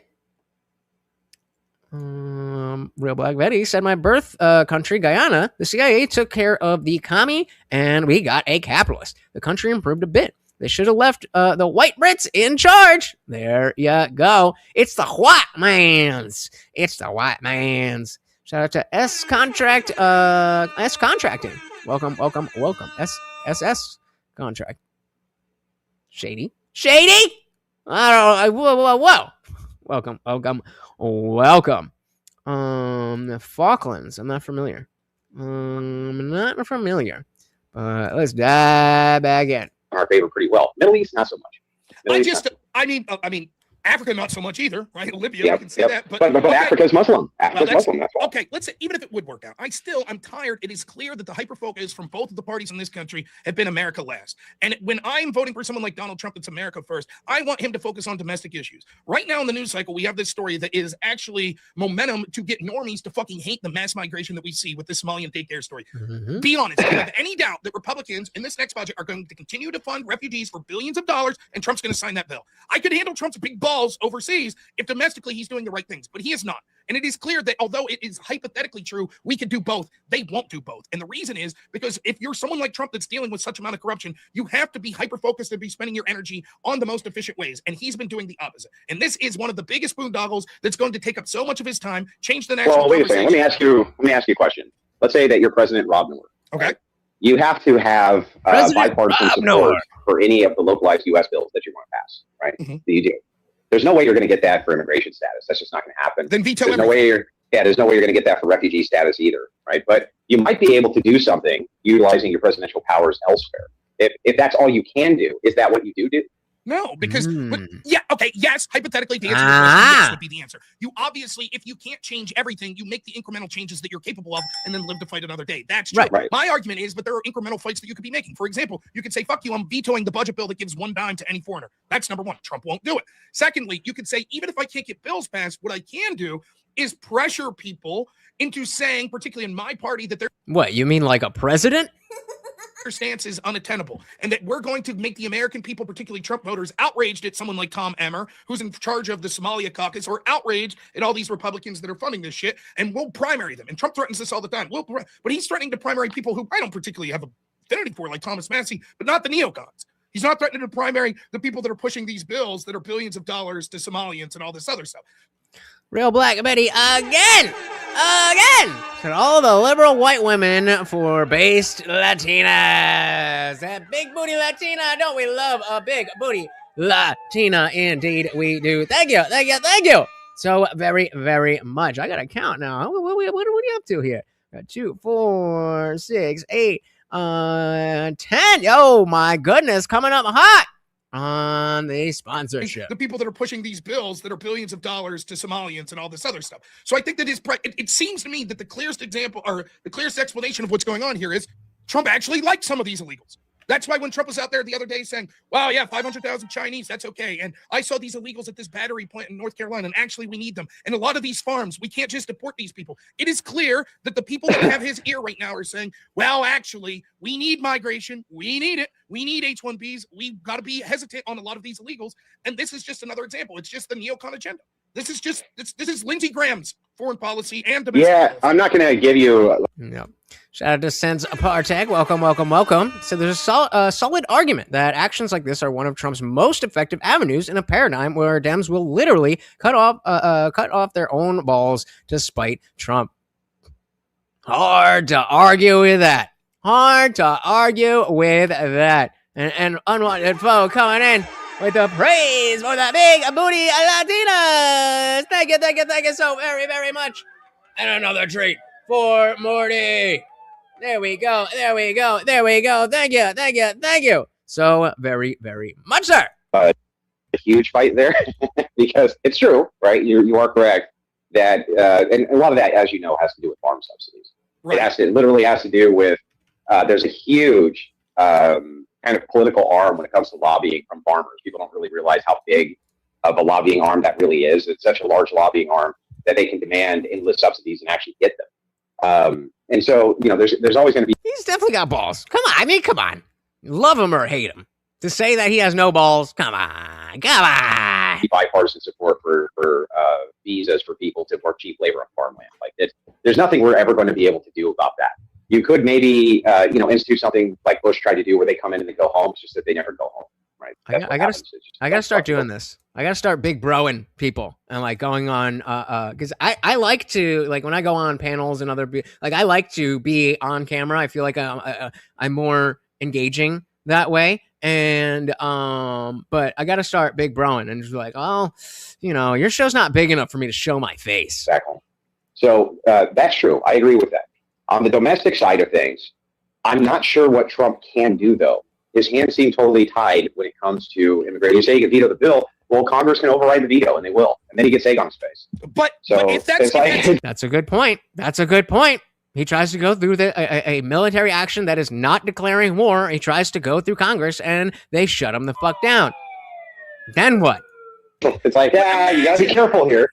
But imagine the uproar, though. Imagine like the MAGA base, and like if that would be the best thing that could happen, to be honest, right? If so many, this was my argument against one of my arguments against ending the filibuster. The truth is, the rhino Trump-hating Republicans in Senate, right? They don't want to end the filibuster because they use the fact that they need 60 votes to justify the fact they do nothing. The truth is, they don't want Trump's agenda. So if the filibuster ended, all of a sudden they could no longer hide behind that. It would be like, okay, you have the votes, now do it. And then what you would find is actually you don't have the votes because enough Republicans don't agree. So if, for example, Trump said, but if your veto gets overridden, though, you look weak. Well, you look like you have no power. It looks like you don't have any supporters.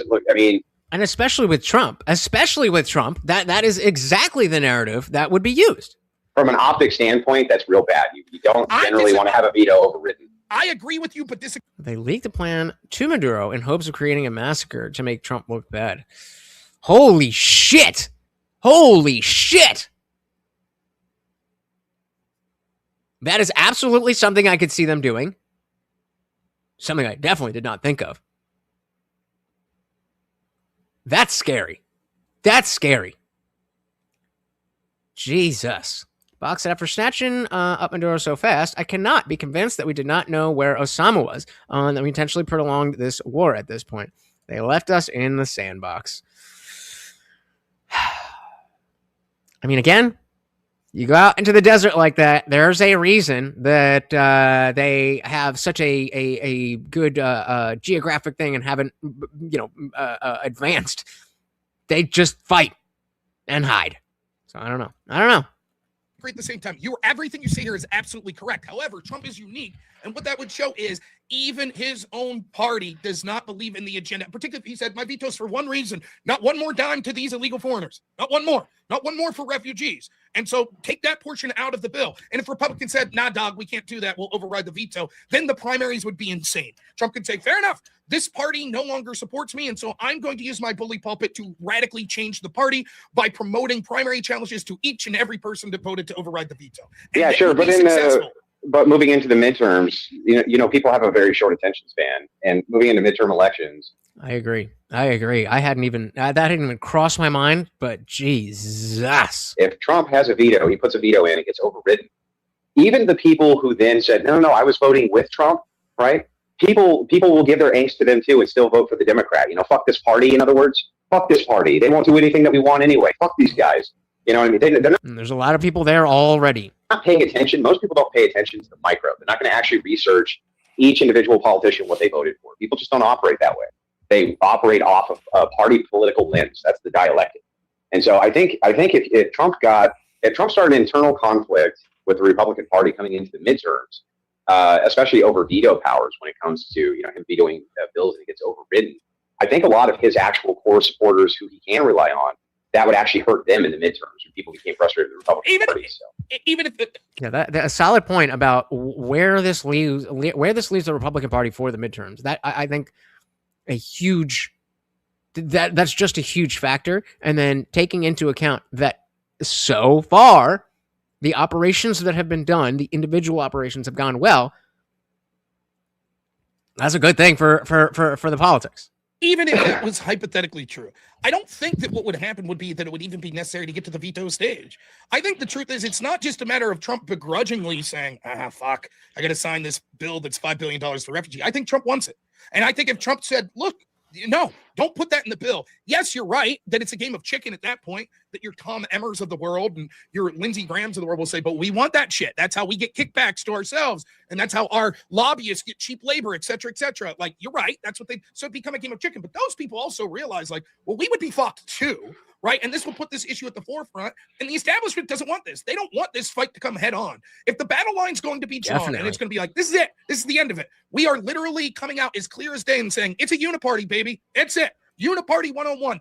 Foreigners matter most. And we're willing to die on this hill as Republicans in Congress to say, nope, fuck you, MAGA, fuck you, Trump. Foreigners matter more. So again, I that's not, at least for me, maybe I'm on an island of people who are saying, I don't like what happened, but the fact that it happened is something that's out of my control. I'm still weary, but so far I must be the only person in the world, because every other person that I've heard is either full bore on it or picking apart little aspects and making it seem like the entire thing was about one little thing when we know that it was a whole bunch of issues. If they don't want that to be the battle line. They don't. And you're right. I think what would happen would ultimately be this would massively cost Republicans in the midterms, but even Democrats would be frightened because they know that there would then be a third party that would come about. It would be like, that's it. There has been an announcement of uniparty. So there could be a party or at least momentum that comes out that says, we are the fuck the immigrants party.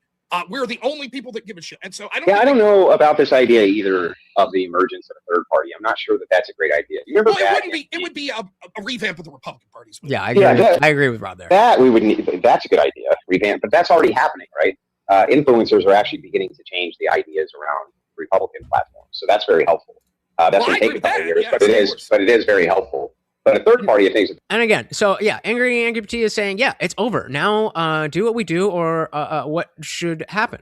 And the notion of how bad this, I need to show everybody that this was so bad, that I think this is so bad.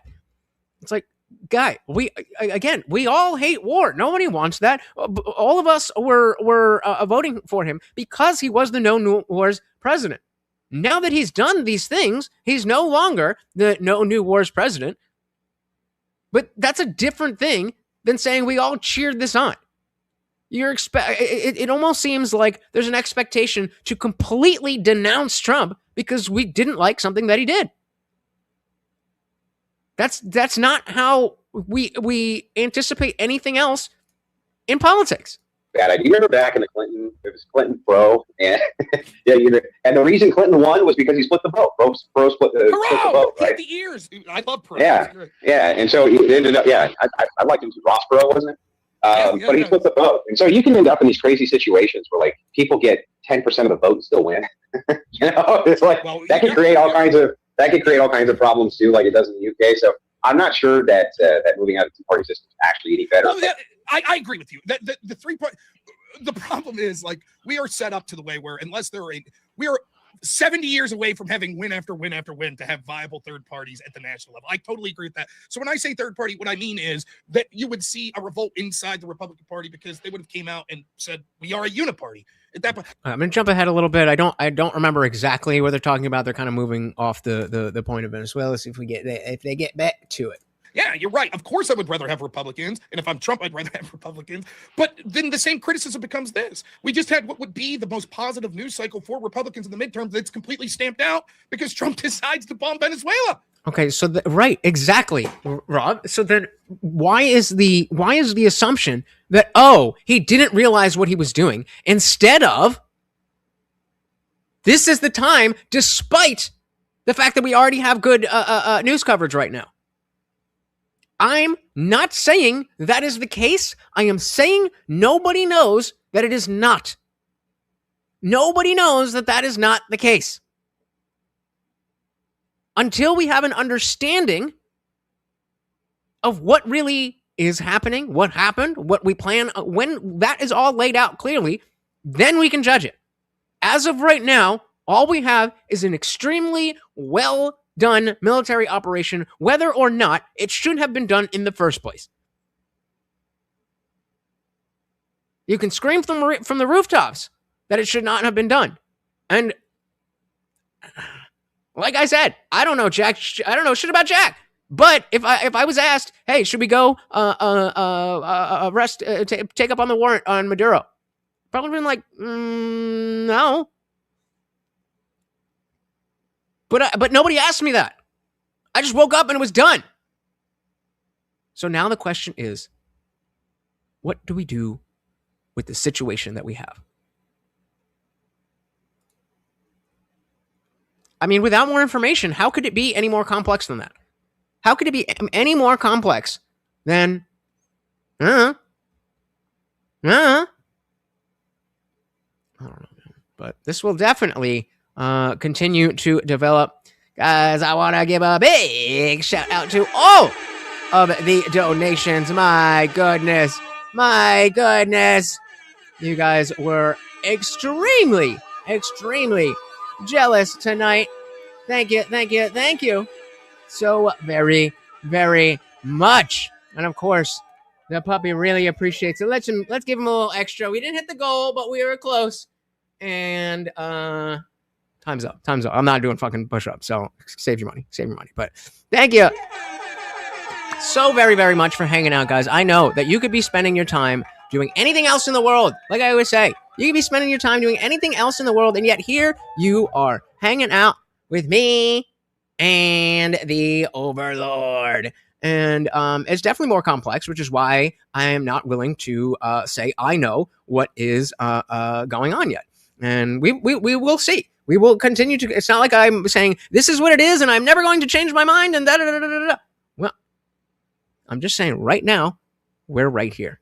So thank you so very, very much for hanging out, guys. I cannot tell you how much I appreciate you. But again, we've got the Overlord, aka Morty, the co-host, and I have been your host, Lutch, aka the Indian Jesus, here to resurrect the second coming of common sense. If you are new here, please do hit that subscribe. I am live every Monday, Wednesday, Friday, 8 p.m. Eastern, and sometimes whenever I feel like it. So hit that subscribe, and you know YouTube sucks with those notifications, so you may as well ring the bell so you never miss an Indian Jesus live party ever again. Thank you so very, very much. Once again, we've got Morty. I'm your host, Lutch, aka the Indian Jesus, here to resurrect the second coming of common sense. Until next time, we are out of here. Peace.